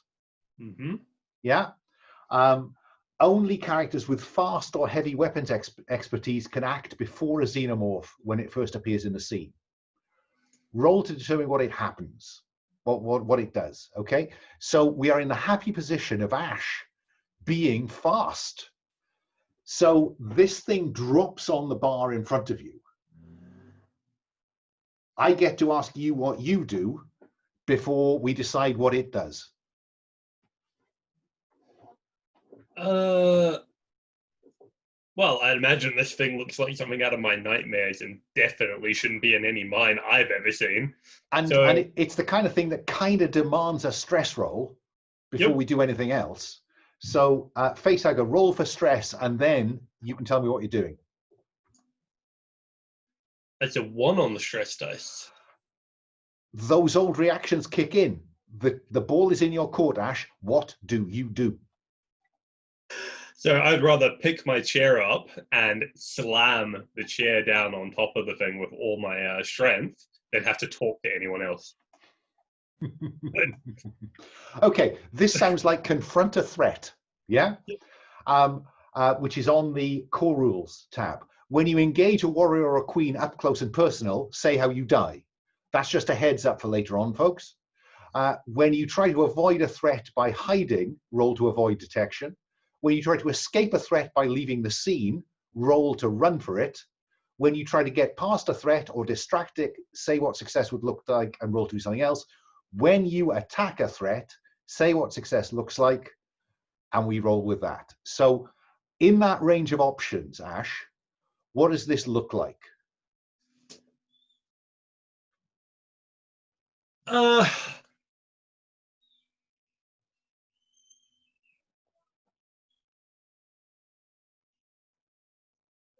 I mean, yeah, I'm trying to. I think this is just a face hugger. It's obviously big enough to spook the hell out of me, but not large enough that I'm just going to immediately flee and lose it in the crowd. So I am just going to stand up, chair, bring it down on top of the thing. Okay, so using spray doesn't hurt too much. Well, improvised weapon. So when you attack a threat, success is subdue or kill, I think is what you're after here, isn't it? This is, squash the cockroach. It's a big cockroach, but still. So I think you are rolling with expertise because you all have some fight expertise. You've been out and about enough for that. I don't think there's a heavy weapon in play. Would you like to include the stress dice? I think I need the stress dice, yeah. So expertise, white dice, and the stress dice. That's a 6 on the expertise. So on a 6, you succeed brilliantly, and the GM will agree with you what extra benefit you get. But also say what freaks you out. Because I think that what you do is you may break one of the legs. Yeah? Okay. But where you break it, something leaks out that burns straight through the surface of the bar. Would you roll for stress, please, Ash? Absolutely. That's a 6, so... Yeah, well, that is the straw that broke the camel's back. Increase your stress by 1. But what do you want to happen?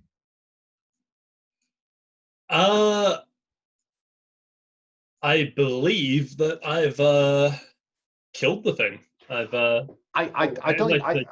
I think kill or subdue. I guess what you've bought any time before I decide what actually it does or what happens to it. What at the very least, I think I'd like to have inconvenienced it enough it's not immediately going to go for my face. No, I think you're right. I think it scurries over the back of the bar and disappears, while the barman goes, fucking shit, and jumps onto the bar. Mm-hmm. Yeah? Dr. Cartwright.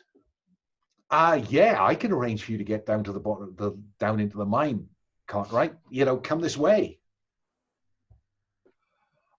Anastasia. O'Neill is saying, well, look, you know, if you could go down there and have a look,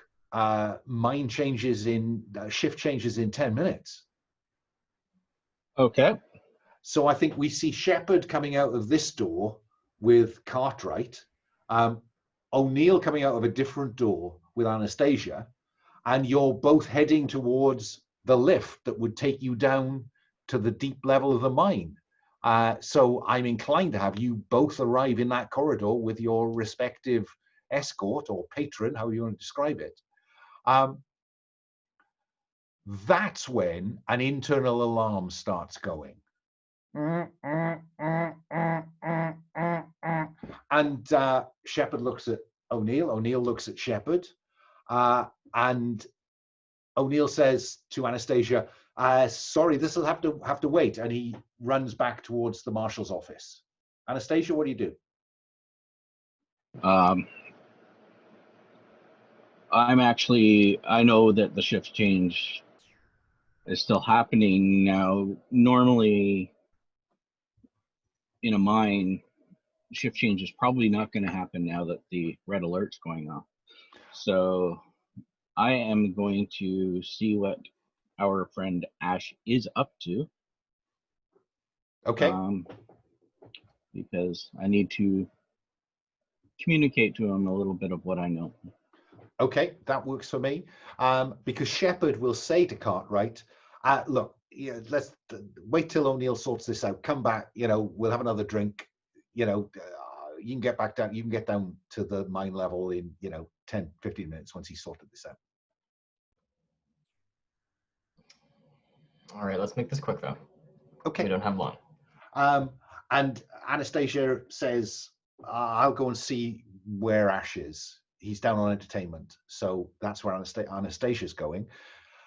Down in entertainment, there's kind of a ripple of panic coming out from this event, Ash. And you know, the engineer in you is looking at the hole that has gone through not just the surface metal layer of the bar, but, you know, is steaming as the acid just drips all the way through down to the floor below. That is potent shit. What are you doing, Ash? You are muted. I think Ash has succeeded in temporarily driving off the threat. It's time to retreat back to someone who might be able to tell him what the hell is going on here. And McRea is her eyes are on stalks. And she kind of looks at you. Shit, you're fast. I think it might be time to leave too. So you head towards the elevator? Yes, grab her by the arm, walk as fast as we can towards the elevator, and as we go, you're the science officer. What the fuck was that? I don't know what the fuck that was. You know, that's. But did you see that the acid? Did you see what you did? Yeah, I think I hit that thing as hard as I could with a very heavy chair, and it barely noticed. Yeah, well, and I think because you are moving first, you are moving slightly ahead of the wave of panic. Yep. So as you move through the crowd towards the elevator, you can hear behind you that kind of hubbub of fucking shit. Where'd it go? Where'd it go? Oh fuck! There it is. And people are beginning to move behind you towards the elevator. Are you going to run for the elevator or carry on, you know, nonchalant? Yeah, I think at this point it's probably time to run for the elevator. I'm presuming the elevator can't take many people. Well, let's find out what the problem might be if we engage with run for it. which is on the other rules tab. When your choices are limited and the GM agrees there's a reasonable route by which you can escape the scene, yeah? Yep. Roll 1d6. Add a d6 if there's expertise in this. I think I will count your fast as expertise in this. Yeah? Can I suggest as well that we might not actually run to the elevator because there's an entire wave of people that are going to crash into there after us, and that might go very badly. But surely with the elevator shafts, there's going to be manual escape stairs or the emergency staircase. Yeah. Yeah. I'm going to go straight to that because I'm going to know exactly where that should be as an engineer. Okay. I think what you're talking about there is avoiding detection rather than running for it then. Sure. Yeah. So when there's avoiding getting trapped. Exactly so. So again, I think I'll give you the fast and the engineering for that. So you've got expertise. Would you like to include the stress dice? Yes, I believe I will. Oh my goodness me, the man on 4 stress wants to engage with the stress dice. He's in a stressful situation. And he's really kicking himself for not... fortunately, my 6 is on expertise, so my stress is only a 3. Okay. He's really kicking himself for not grabbing that bottle of alcohol before he fled. So, on a 6, a 4+, phew, you're okay for now. You're still in the scene. What do you do? So you get through that door, and chaos is ensuing outside that emergency door. But on a 6, also say what freaks you out or reminds you of the danger you're in. What do you see through the little, because we'll have the same perspective as you, as we look through the little kind of porthole in the emergency door that allows you to look into the bar at the chaos that unfolds. What do you see that scares the living shit out of you?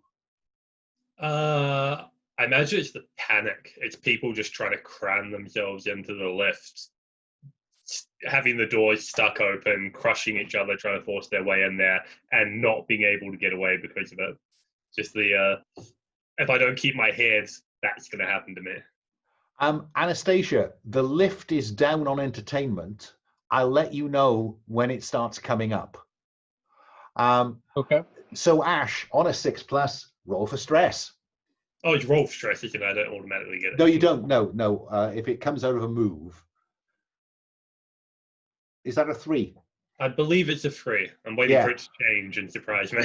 The great thing is that the higher your stress gets, the lower the chance of it going up. Cool. So there you are. You're watching this. People are being trampled. There's all kinds of chaos going on. Anastasia, the lift is beginning to come up. Yeah. Entertainment, greenhouse 1, greenhouse 2, greenhouse 3, habitat 1, habitat 2, admin. Ding! The doors open and a wall of people come out of this lift, just screaming. What do you do? All right. I'm going to grab the first one that comes out, and I'm going to basically use them as a shield to press myself against the wall as the rest of them go by, and I'm going to yell at them and say, "What is going on?" I think there's a slight hint of the bully in that, I think you may have just engaged with, if you verbally abuse, bully, or shame someone, reduce your stress by 1 and roll a 6-sided dice. Usually the stress dice is the one that works best for this. Okay. Just finding my sheet again.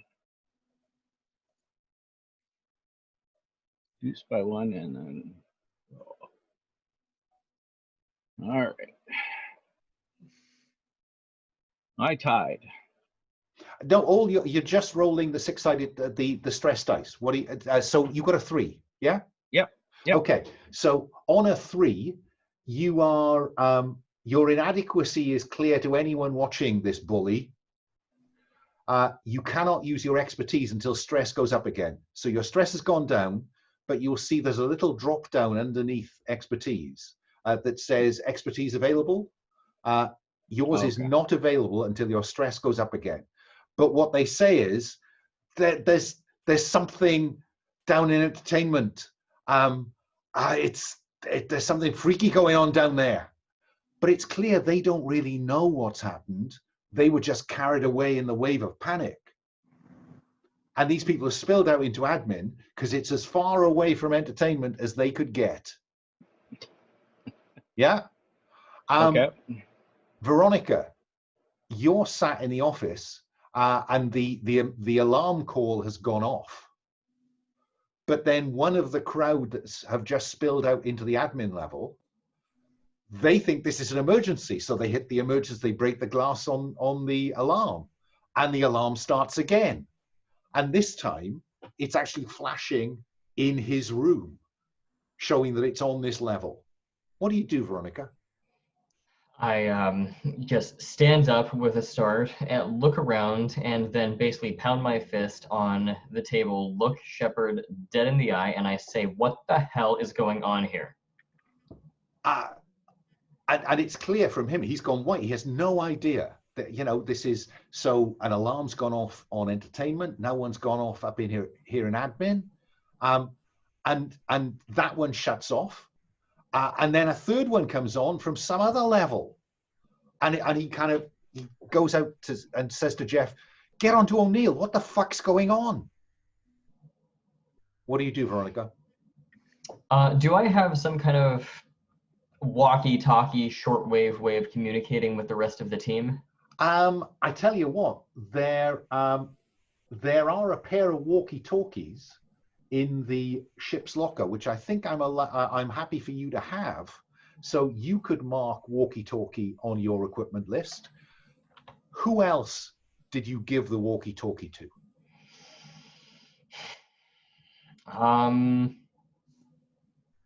We will say Ash. Okay. So Ash, you were given a walkie-talkie by Veronica to stay in touch maybe while you went down to entertainment and they were up here. It's perfectly logical. Mm-hmm. Anastasia didn't need it. She was here. So will you mark a walkie-talkie as well, please? And mark it on your equipment. And what do you do? What's the conversation we hear, Veronica? I just pull up the radio and I say, Ash, what the hell's going on over here? Over where you are? I'd really fucking like to know. There's some sort of spider monsters crawling around the vents down here, leaking acid anytime you injure them. Where the hell are you? I'm on the way. Working our way up the emergency staircase from entertainment. We're just passing Greenhouse 2. I will meet you. And I will take off without saying anything to Shepard. I'm done with him. If I happen to see Anastasia on the way, I will yell, Anastasia, get over here and follow me. But I'm going to make an effort to work against the flow of the crowd to meet with Ash. Well, let me ask Anastasia first then. When you see Veronica heading not to the lift, but to the emergency stairs beside the lift, Anastasia, do you want to see her and respond to her, or do you want to stay on your own? It's a dramatic decision, really, to do with how you want this to play out. I would want to see her because I'd still be watching the door because I would be wanting to make sure that the crowd didn't overrun her as she came out, if she came out, because Okay. I wanted her to stay safely in there. Fine. I think that probably those people who work in admin will be, making their way to whoever they work with on admin to kind of, something's happened.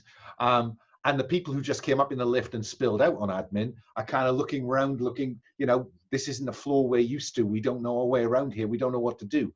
But I think, Veronica, let's see how your role to do something else, to stay away from the crowd. What I'm going to do is I'm going to give you Anastasia as the right tool to help you steer a course through this kind of panicked crowd. So I think you're rolling with the right tool, but I'm struggling to see expertise at work. Sure. Do you want to include your stress dice? Because so far you are just so cool. I think we're just going to keep pushing it. Yep, we'll include stress die.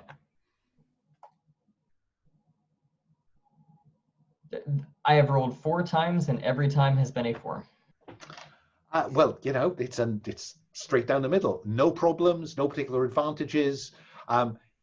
Anastasia, do you want to end up beside Veronica or not?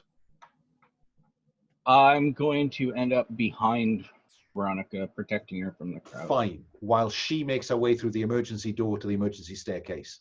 And you follow her in, I'm guessing.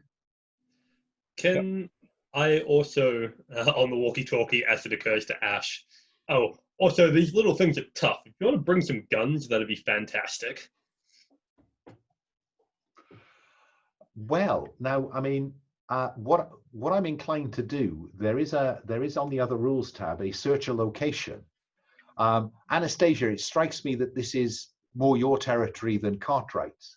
So if you search a location, you might find something useful.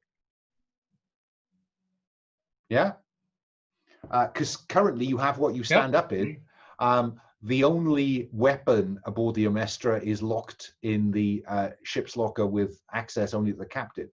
So let's see if you find anything. So roll a d6, add another d6 if what you're doing benefits from your expertise. I think you know your way around emergencies, Anastasia. Okay.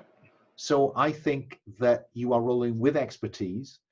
Of course, you could, instead of going down to the emergency stairs, you could make your way back to the Marshal station where there is an armory. Just throwing that in. What's your preference? Search for an improvised weapon or head to the Marshal's office? Did I see the Marshal go back in and come back out? Or you saw him disappear in that direction. You don't know where he is now. All right. So I'm thinking they probably had to go deal with whatever it is they're trying to deal with. So it's quite possible it's empty. When you say they, there is only one colonial marshal. Well, I'm also thinking their assistant or whatever, like if they had any other people on their team. There is one colonial marshal on Durin. Okay. So I would think they'd have to leave their room. So yeah, I'll go take a look. Well, if there's only one, and would I know there's only one though? That's certainly the impression you got from O'Neill. That he doesn't have the manpower for this. That's why he was very keen for you go do a search. Not only is it off the books, but I don't have any other manpower. I don't see there being much of an armory then, so I'm going to search for something. Okay, fine. So I'll give you expertise. I think that. Do you want to include your stress dice? And I will just check where you are. Stress is 3, so bit of headroom. Yeah, I think I will. White, orange, and green. Yep. It didn't change for me, so 3. 3, and the stress is the highest. So would you increase stress by 1, please? All that bullying just bought you a little bit of time, but your stress went up again, so your expertise is back in play. I shouldn't have allowed you the expertise last time, but never mind. Yeah. It didn't count. So expertise is available. Your stress has gone up. Let's see what you found. On a 3, 1 to 3, you find something ordinary and everyday, appropriate to the location. And I'll keep marking the risk clock as we go. I think that it's an emergency staircase. What might you find in an emergency staircase that would be helpful in emergencies, Anastasia? I was thinking a fire axe. Do you know, there is one bolted to the wall with a break in the case of emergency tag on it. So add a fire axe to your equipment and mark up your load to match it. Because currently, I think I probably have to ask you at this point whether you have your low light binoculars with you. I don't think I would have saw any reason to bring them with me. Okay, that's very fair. So currently then only 2 of your equipment boxes are marked with that fire axe. Intimate armor piercing. So this could do some harm to something with a carapace, though you'd have to get up close to it. Okay. And down the stairs you go with Veronica. Veronica, do you want to search this area before you hair off down this staircase? Yeah, why not? So I think that I'm not seeing much in the way of expertise at play here, I'll be honest with you. So I think it's the white dice and the green stress dice if you want it. We'll do both of them, white and green. 6 is high, and that's the white die. Veronica Cartwright will go far in this universe. So that is a brilliant success without any cost to stress. On a 6, you struck lucky. Agree with the GM what you found. It has to be appropriate to the location you're in. So what else might you find in the cabinet marked open in case of emergency? Well, I was thinking perhaps a flashlight. I figure it's only a matter of time until the lights go out down here, and I am descending deeper underground, so it's not necessarily a weapon, but it's pretty vital. So we'll go with that maybe. Is it just one item? Or should you're muted, Ellen? There we go. Yeah, I think it's about time and motion. You could pick lots of stuff up here if you decided to waste time and wait for somebody to come through that door. But I think in the hurry to meet up with Ash, that's the thing you grab. So you have the flashlight. Anastasia has the fire axe. But you rolled a 6. So on a 6, also say what freaks you out or reminds you of the danger you're in. Can I suggest that Veronica Cartwright does not expect to be in an emergency staircase with a hard ass and a fire axe and there being things out there? Or is there something else that freaks Veronica out? I think that's fine. The only thing I could potentially add to it is perhaps someone like running up the staircase behind everybody else, but they have some sort of grievous injury that is like, what the hell? Like, I haven't seen an alien, but I can see what they can do, kind of a situation. Oh, I can do better than that. On the landing just below you is a woman with this thing on her face. Would you roll for stress, please? Sure. At this point, isn't it a guarantee that it'll go up because equal or higher to? No, for the stress roll, it has to be higher than. So you could still pull this off, Ronnie. Could get a 1. That's a 6. There we go. There is some poetic justice in it finally going up on a 6. Yeah, she's just lying there, absolutely still. What do you do, Veronica, when you see that? I mean, it freaks you out, obviously, but... I think that Veronica tries so hard to have a composed, proactive, directive demeanor that stress would manifest as the opposite of that. I think that for the first time in this scenario, she hesitates, and she is at a loss for words, and she stutters. Okay, would you put that in the stress manifest as slot on the character keeper? Anastasia, you've grabbed this thing, you go and you see this woman down there. What do you do? At this point, does that thing looks like it's actually pretty much killed her at this point? So she is lying there completely still. Yeah, I'm just gonna bring down the axe. On the thing or on her? On the thing. Okay, so straight between the eyes. Yep. Okay. Then I'm just going to make that happen. What I am going to ask you to do is to roll the white dice and the failure 1 dice, just to see if there's the slight possibility of the acid that will then be released doing some harm. Yeah? So you are going to kill it. There's no question about that. Okay, the failure dice is higher than your dice. So we engage with a thing called consequences. And the way consequences work is that if the failure dice equals to or is greater than your highest roll, roll 1d6 for consequences. So would you re-roll the white dice alone, please?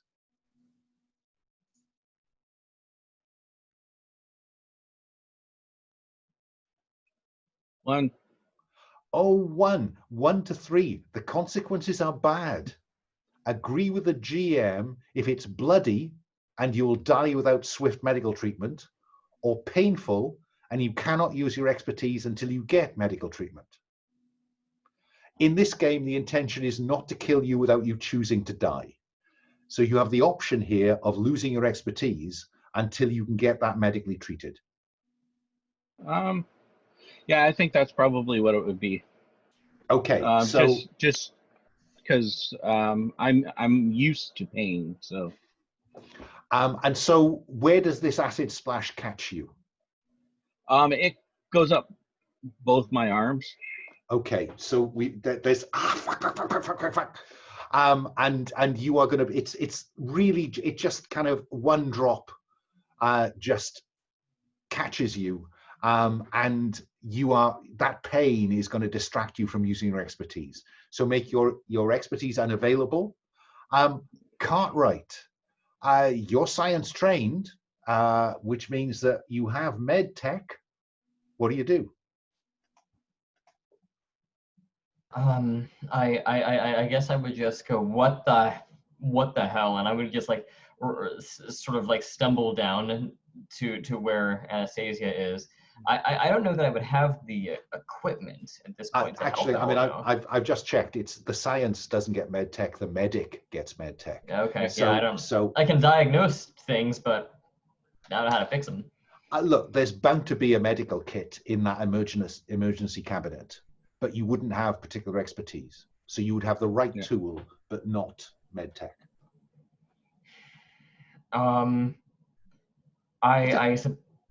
Well, I mean, maybe you should ask Anastasia. Anastasia, are you stopping for treatment or are you in the zone? I'm in the zone at this point. I want to get to Ash. We need to get together. We need to get back to back and protect ourselves. Anastasia's already running down the staircase, Ronnie. So, you know. Can I grab the med kit as we run? I'll let you do that. I think that what Adam said earlier about is there other stuff in there, I think it's fair. So yeah, you have a med kit. So mark that on your equipment. Ash, you are coming the other way with Science Officer McRea, coming up the stairs. Did I hear you said it was Greenhouse 2, Greenhouse 1, then an engineering level? No, Habitat 1, Habitat 2. Okay, so yeah, I'm going to stick to the staircase then and keep moving. I think if there was an engineering level, I might try and get my hands on a tool or something. But well, look, you know, you too can search the staircase. Are these emergency cabinets on like every level, or? I think when you roll the dice, we might find out. I will probably want to get my hands on something that'll help. I've seen how tough these things are. Okay, so let's engage with search a location. I think we would count your engineering expertise in this, if your expertise is available. I think it is. I don't you have the right tool, but do you want to include your stress dice? I think I might leave it off this time. And I will again say to you, remember, if you can fictionally position yourself to seek relief from the horror, it's fine by me. Okay? But if not, roll the dice. Say 4 on the expertise dice. Sorry, 6 on the expertise dice. So that is real success. That's great. So on a 6, you too find a cabinet. What else is in this cabinet that might be helpful to you? Or is that fire axe that we know is always on the wall beside it? I think I'm going to grab a set of emergency flares. Okay. The idea being that I can throw them and hopefully distract and stun without getting too close myself, hopefully. Yeah, no, that works for me. Some of this equipment, you'll notice, has some boxes underneath it. That's a number of uses. Cool. Yeah. So you grab some emergency flares, you add that to your current equipment. So now you are slowing down a little bit, Ash. You've moved from quick to average, yeah, which is where Ronnie is anyway. So you grab this stuff, you're heading up the stairs, but you rolled a 6, didn't you? I did, yes. What freaks you out? What do you encounter? What do you see? How do you feel? Half of the racks in this emergency cabinet are empty and haven't been replaced, and it freaks me out because if this place hasn't been maintained properly, oxygen could cut off at any time. Yeah, great. That's fine. Roll for stress, please. Because, So yeah, 3 on the stress dice. if the health and safety is crap, God, what's going to happen next? That's less than your current stress. Everything is well with the world. I'm going to have us cut to the point where Veronica and Anastasia going down meet Littigan and McRea coming up. What do we see on this landing when you come together? Somewhere about Habitat 2, maybe? That's about halfway. I picture Anastasia coming down one way with an axe and Ash coming up the other way, and both of us all of a sudden seeing each other and freaking each other out, and then, you know, us getting our breath. And I feel like Ash is also going to start off like, I know this sounds utterly crazy. Like, I did not imagine these things. There are spider creatures. And have Anastasia probably take a while to actually stop them talking and say, we've seen them. We understand. no, I just show my arms. Yeah. They're this high. Can we get the fuck out of here and back to the Omestra? I think now that the walkie-talkies are in play, this would be a good time to get a call from the Omestra, from Zane, the XO.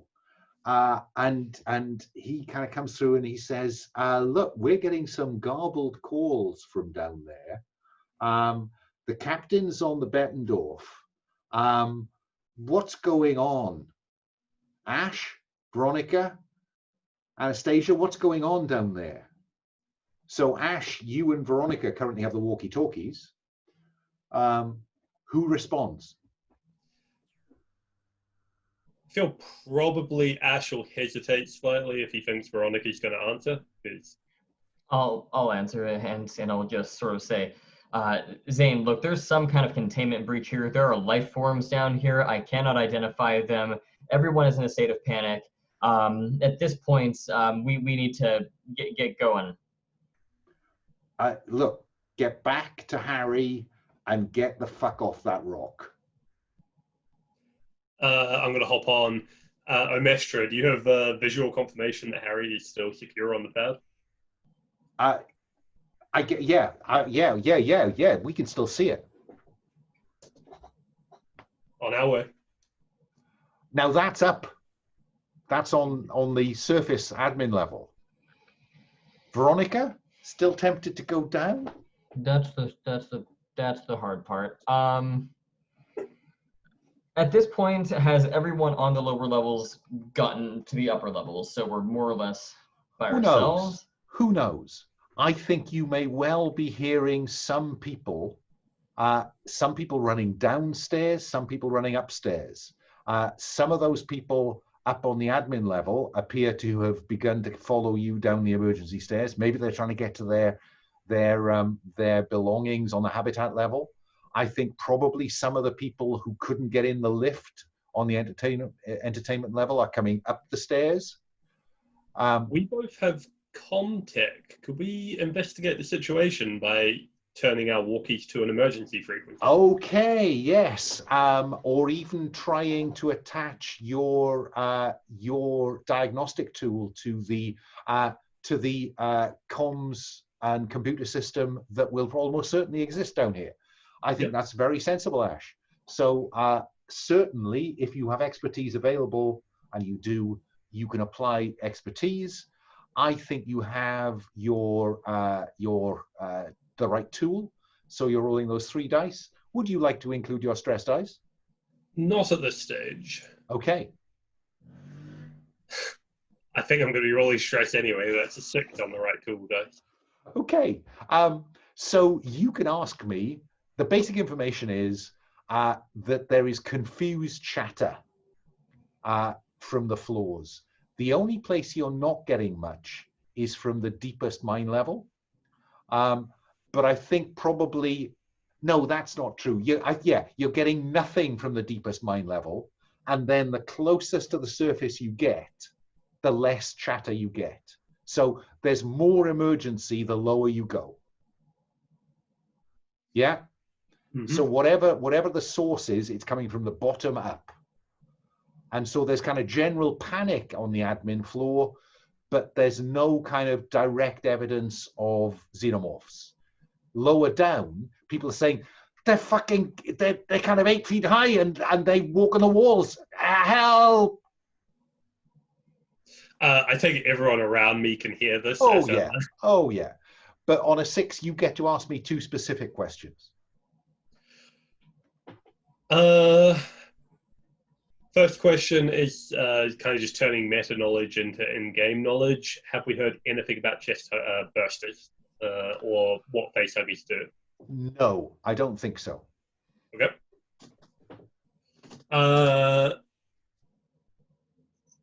Second, but you are getting evidence that there is something that's 8 foot tall and very dangerous indeed down there. Yep.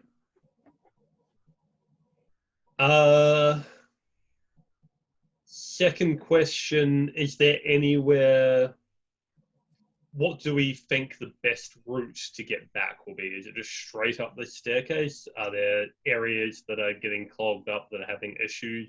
Is it people trying to flee? Or? Okay, I think that the lifts and the emergency stairs are probably going to get very busy very quickly as people are running from where they think the threat is.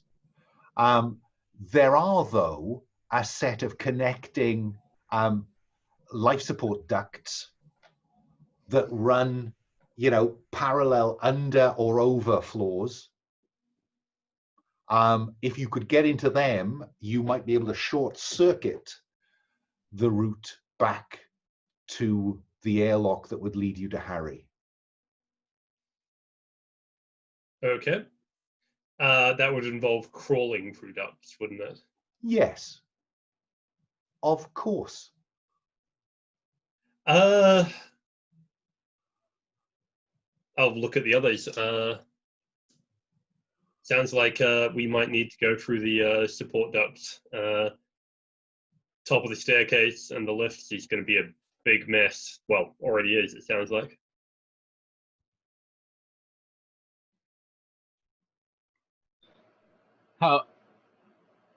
How much time are we going to need to spend in those ducts? I heard things crawling around earlier.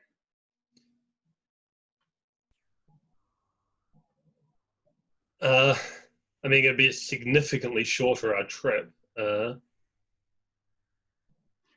a choice between a quick trip up there and risking running into these things, or getting stuck in a crowd and not being able to get out of here. I think this might be a dramatically appropriate point to remind us that there was a face hugger full of acid up there on the top floor or thereabouts.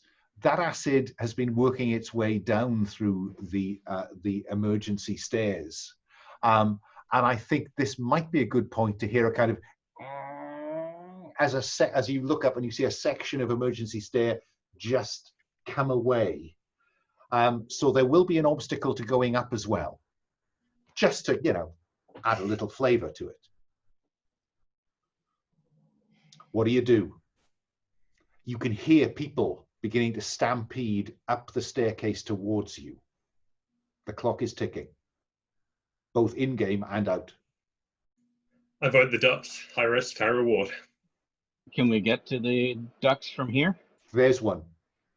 Okay, then let's go. All right, we'll do it then. Okay, who goes first? I think I would probably go first. I'm probably most likely to be able to read direction, figure out which way we need to be going. Yeah, there ought to be some pipes in there that would, allow you to kind of navigate towards the airlocks to the landing pad. Who goes last? Anastasia. Good old Anastasia. Again, I will remind you, if you want to find an NPC to bully or sleep with, now might be a good time. Or you could apply that to another PC, though the options on that are shutting down quickly. Just put that on the table. We cut to in the ducts. These ducts are much bigger than they need to be to simply supply aircon.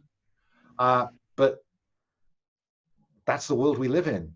And so Ash is kind of, we see you making your way. There's a T-junction. You look at the way the pipes run, left, right, left, left, left. Ash, let's see how good you are at guiding them through this. Yeah? Okay.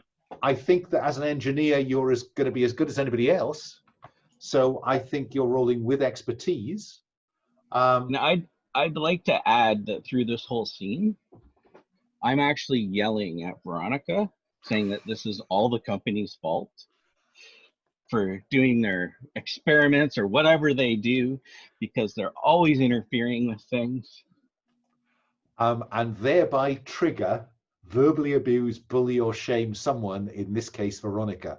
Okay, Anastasia, reduce stress by 1, and then roll the stress dice so we can see what happens.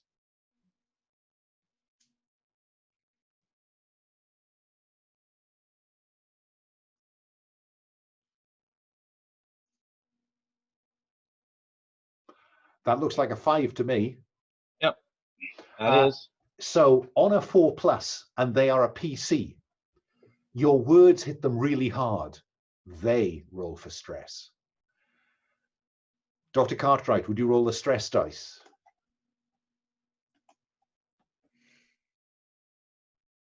Here goes. That is a 2.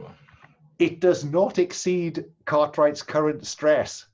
The woman has iced water for blood.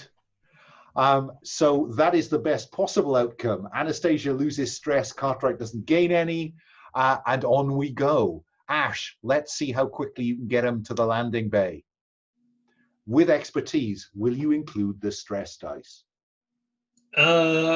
No, I'm just going to roll with the expertise and the normal. And I think I'm going to give you the right tool, because I think that your analysis, what's it called, portable diagnostic device, I think at intervals we see you plugging that into some of the wiring just to see whether, where am I? Yeah, so you're rolling 3 dice. Looks like my best roll there was a 4.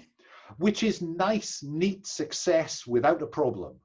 So I think we see you. Anastasia, there's something in the ducts behind you, though, just for interest's sake. Yep.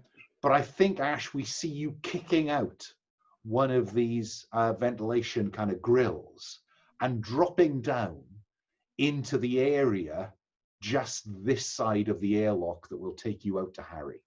Yeah? The trouble is, you drop down into a panicked situation. A lot of people have come this way. And of course, the base itself doesn't have any shuttles. People are trying to lever the door open. But of course, they can open this end of the umbilical. But the other end of the umbilical has a key code on it that you lot and your key cards know. So I think we drop in. There are people in this kind of ready room where you would change into a suit. The doors to the umbilical are open, and there are half a dozen people at the far end of the umbilical desperately trying to get into Harry. Anastasia, what do you do in this area of chaos? Those people that are desperately trying to get into Harry, are they wearing suits? No, they didn't stop to suit up. They're in this umbilical. this kind of relatively flimsy tunnel between the base and Harry. Are there still suits here? There are. Shall we take the time to suit up, guys? How much time will that take? You know, time. 5 minutes, 10 minutes. Mm.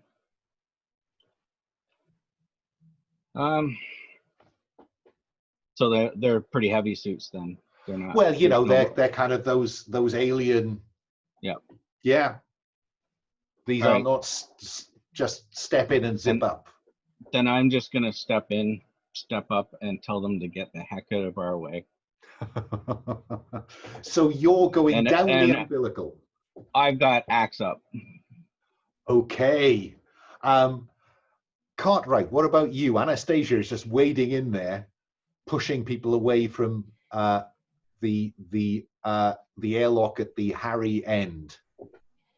I mean, despite my pride, I don't have the physical intimidation factor. I don't have a weapon on me. I can think of nothing else I can do except follow the person who has follow the person with the gun, so to speak. Yeah.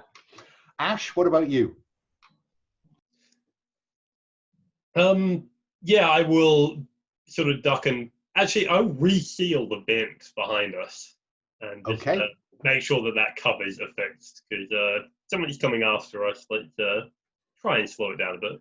Okay, I go for that. So as I say, there are some people probably trying to get into suits in this kind of ready room. I'm seeing all of you heading to the far end of the umbilical, and there's the airlock for Harry. And there are a handful of people there, you know, randomly putting numbers. No, try 3859810. And that's when Anastasia wades in, using all the authority that as a colonial marshal she could bring to bear. So you are rolling. Oh, you can't use expertise right now. Oh, bum. So you are rolling with the white dice. But I have to say, I'm going to give you the right tool in the shape of a fire axe. And I'm using my stress. I thought you might. Roll the 3 dice. And the 6s on the stress and 2 1s. Okay, so on a 6, the stress is going to go up by 1. Yeah, just because it was the highest. But it is a fantastic success. They scatter backwards. And you can do anything you like in there. Yeah? Yeah. But because you rolled a 6, something scares the shit out of you. Can I suggest that maybe through one of the kind of windows in the side of the umbilical, you can see a fully grown warrior xenomorph out there in vacuum, kind of looking at the umbilical. Yeah. So you've increased stress by 1. I now have to ask you to roll for stress. So a 5 or a 6, and it will go up again. 6. Wow. Your stress increases to 5. And what I would like to do is to find out what this thing is going to do. So this is a warrior. Roll a d6, the white d6, Anastasia, so we can work out what this warrior does. 1. 1. It's on you. Do you confront it up close and personal or run for it?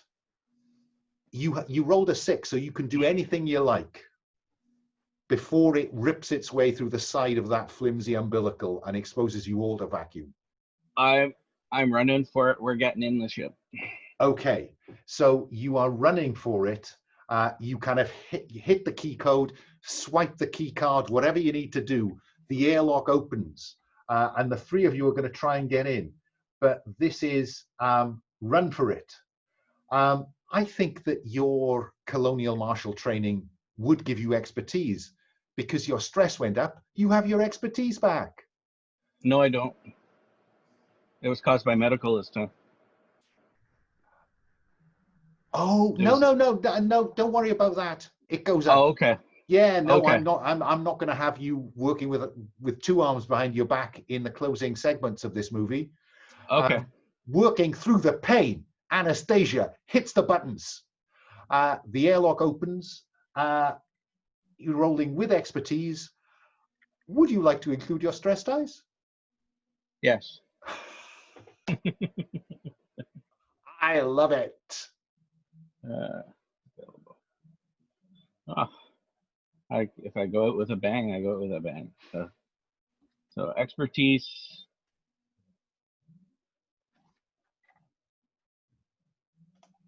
Yes. Oh, wow.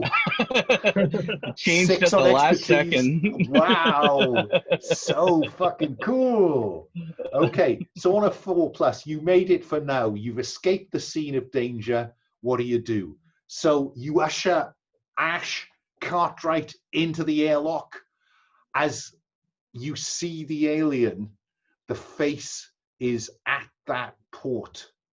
And suddenly, the other people in the umbilical see it. What do, Anastasia? Unfortunately, I'm going to have to unlink us. And We do have one spare seat, don't we? We can grab one person. You could grab a civilian, Anastasia.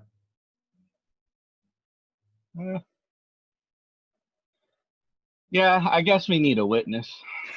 You grab the nearest civilian, drag him in the airlock, hit the big button, and it goes just as the alien claws its way through the umbilical.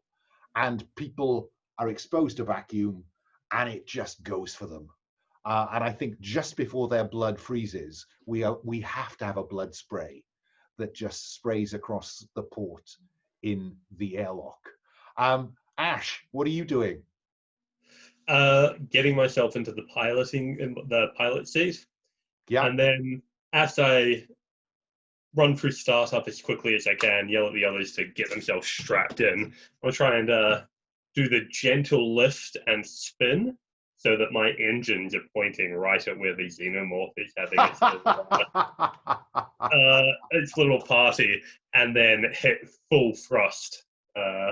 It's nice. Out of there and roast the xenomorph. It's so nice when players are on the same page, because I was about to say that as Anastasia looks through the airlock port as you're about to lift, you can see the xenomorph turn towards and begin to set to spring at the shuttle. So Ash, this is roll to do something else with expertise. You have the right tool because you have the fusion engines of a space-capable shuttle. Would you like to include your stress dice? I think I need to. Let's roll everything we can. Okay. Wow, 3 1s and a 4. I'll take the 4 from the expertise dice. And you gently lift, and as the xenomorph leaps as if to get a ride into orbit, Ash swings it round and you catch it in the blast as you go and head off up. Now, I'm struck by the fact that we are with 20 minutes to play. I don't know how we get a better finish for our pilot episode, to be honest, than that plus a set of epilogues. But if there's something you really want to see happen, we can either do that as an epilogue or we can play it out for the next 10 minutes or so. I'm just checking in. What are your thoughts? I don't have anything myself that I want to add to it. I think this is good. Terry, what are you thinking? The only thing I can add is that you just see me sitting in the med bay. Well, no, okay, so that sounds to me like you want to epilogue your way out of this. Yeah. Okay. Yeah. Rather than roll your way out of it. What about you, Adam? I just want to check in. No, or roll? I think we pulled off a pretty solid escape there. I think epilogues sound like a good idea. Okay. So I think we will move then to epilogues. And I guess the way I like to shape epilogues is this epilogue in the immediate aftermath? So, you know, are we looking at the point at which you get on board the Omestra? Is it a short time later, or is it a long time later? Yeah. Is there anyone who wants their epilogue to be in the immediate aftermath?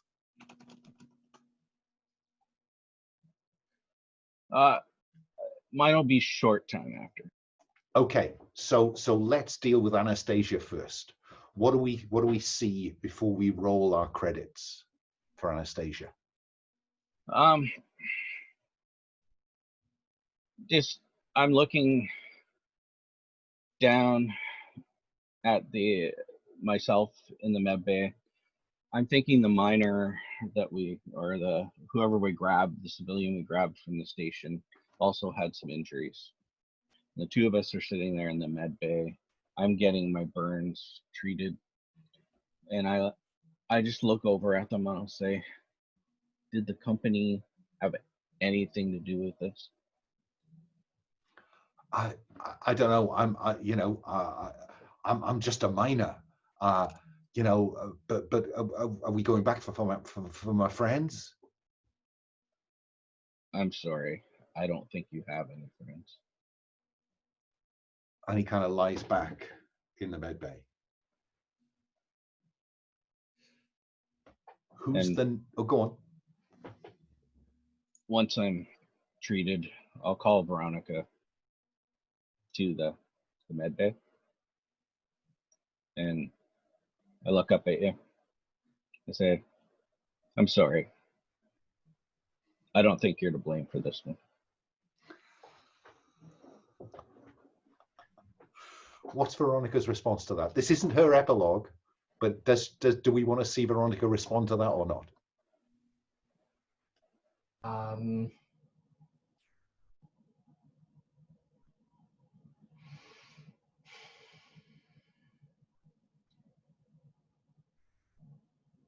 I will reply saying, I don't know what's responsible for this either,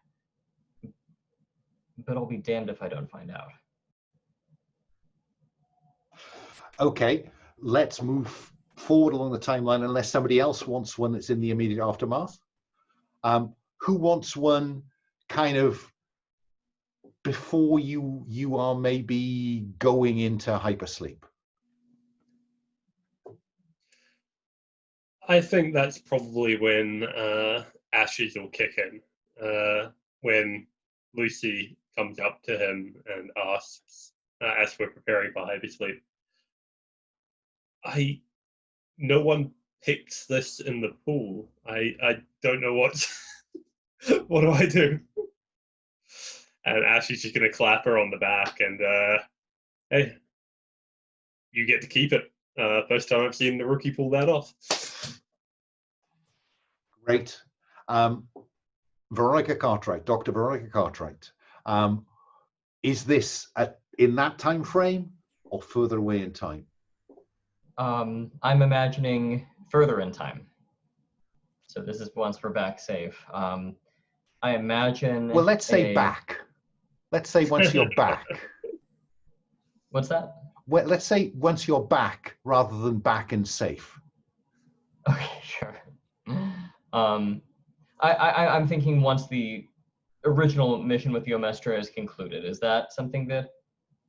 I'm very happy for that to be the case. I can throw in. So I imagine a scenario in which I'm in some sort of grungy undercity on some frontier planet that's over-mined, over-industrialized. I'm meeting in some shady bar or something like that with these undercover representatives of the competing company. And I'm about to hand over the data tablet that has a full psychological workup of this person that we pulled on board at the last minute and my observations of everything that I came into contact with. And I hand it off to them. They provide me with payment. And at one point, one of them offers these things that you've described. There's a possibility you might be able to have more contact with them. Is this some kind of research opportunity you might be invested in? It pays well. And I think that I would pause for a minute, take a sip off of some tarry, gross, alcoholic liquor, and just say, no, I think I've seen enough. Thank you. And that would be where it ends for me. And I think if I can add anything to this, it would be that we cut on board the USCSS Bettendorf, which is still in orbit over Durin. And there's a man on an intercom, and he's saying, yes, it worked very well. I think we may have a breeding colony. And as he turns around, we see that he has spectacles. And I think that's where we will roll credits.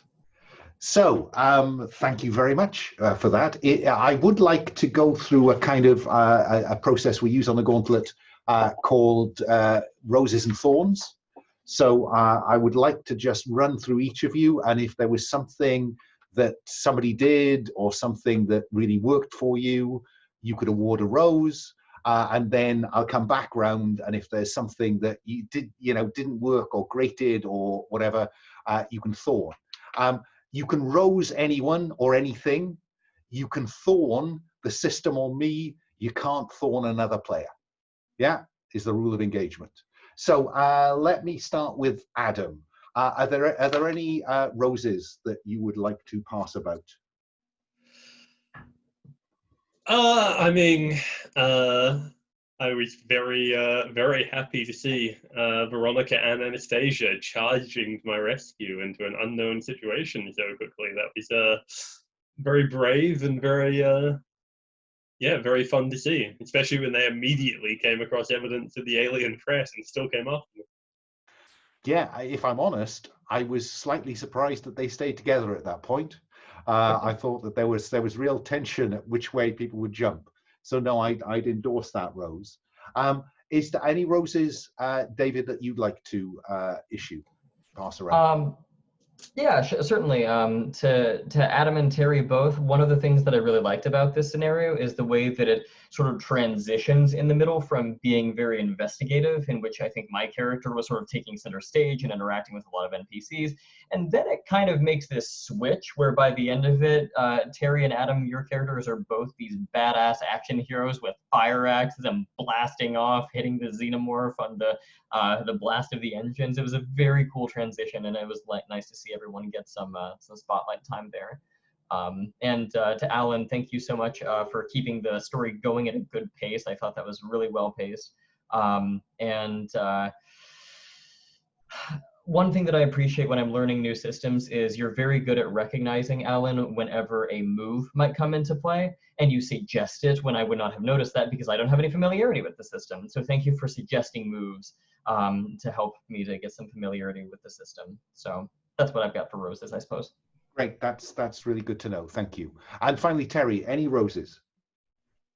Yeah, my first rose, of course, is thank you both David and Adam for allowing us to have the cohesion we did between our characters and the way we started out with the backgrounds, where we were somewhat opposed, but at the same time, we knew we needed to work together. And also, Alan, good system. I actually like the dynamic with the dice a lot. It's interesting in the fact that the stun mechanic, it's different than most of like the PTBA ones. I really like the way it works. Credit to Graham Walmsley for inventing the mechanic, really. All I've done is to formalize it and milk it in a different direction. And frankly, Mark Diaz Truman for the stress and drug addiction moves from Cartel Quick Start. Yeah, my roses. I thought Adam. I thought Ash. There were a couple of times when he could have gone against character to get mechanical advantage or to insert himself into the plot. But I thought it was really cool the way that you stuck with that kind of, no, you know, this isn't kind of Ash's field. You know, you go ahead. David, Veronica Cartwright is going to do well in the Alien universe. You know, there will come a time when the man with the spectacles comes to meet her, I think, and makes her an offer that she really cannot refuse. Yeah, Veronica was very good. And when you kind of bluffed Shepard into thinking, actually, I'm here in the hierarchy, I thought it was very cool indeed. That was a good move. And Terry, Anastasia, you know, from the kind of blow up at the start, this slight kind of tense kettle, you know, waiting to boil over. And then, is that woman dead? She certainly looks very still. Fine. I just axe the face hugger. You know, no, bang. Brilliant. So, no, I would thank you for all that. If I can go around and just ask for any thorns, something that you thought would have gone better if, or anything else, please do let it out. Adam. Nothing that jumps to mind. I thought that ran really smoothly. Well, I'm not going to twist your arm. Thank you, David. Nothing major comes to mind. I mean, if I had to, and this is really like nitpick territory, everything was wonderful and I would totally play it again the exact same way we did. But I am left, like, I really wanted to find out what the hell was going on down in those mines. We only got like down a few stories and I wanted to see what was in the caves, you know? So that's like the only thing I can think of, and it's very, very minor. But that's minor. I thought I was going to get there, but I wasn't certain. There was a point where go up, go down, and we could have had a denouement, I guess, in the lower levels, maybe sight of some eggs and the sight of a queen, or was it going to be about a hair's breadth escape? I'm beginning to think this game runs better as 2 than 1. To be honest, I think that there's something for running 2-3 hour sessions of this. Just have a bit more room to breathe and a bit more kind of opportunity. But you know, I think that's fair. It would have been nice. I can't say I knew, but who knows? And finally, Terry, any thorns? Yeah, it's kind of the same thing as David. I wanted to know what was down there too, but I also know, had we gone down there, Anastasia would be dead. Yes. I think that was probably on the cards. So no, thank you very much for playing. I will put in the chat. Well, actually, let me stop the recording. So wave bye-bye to the internet and we'll stop recording.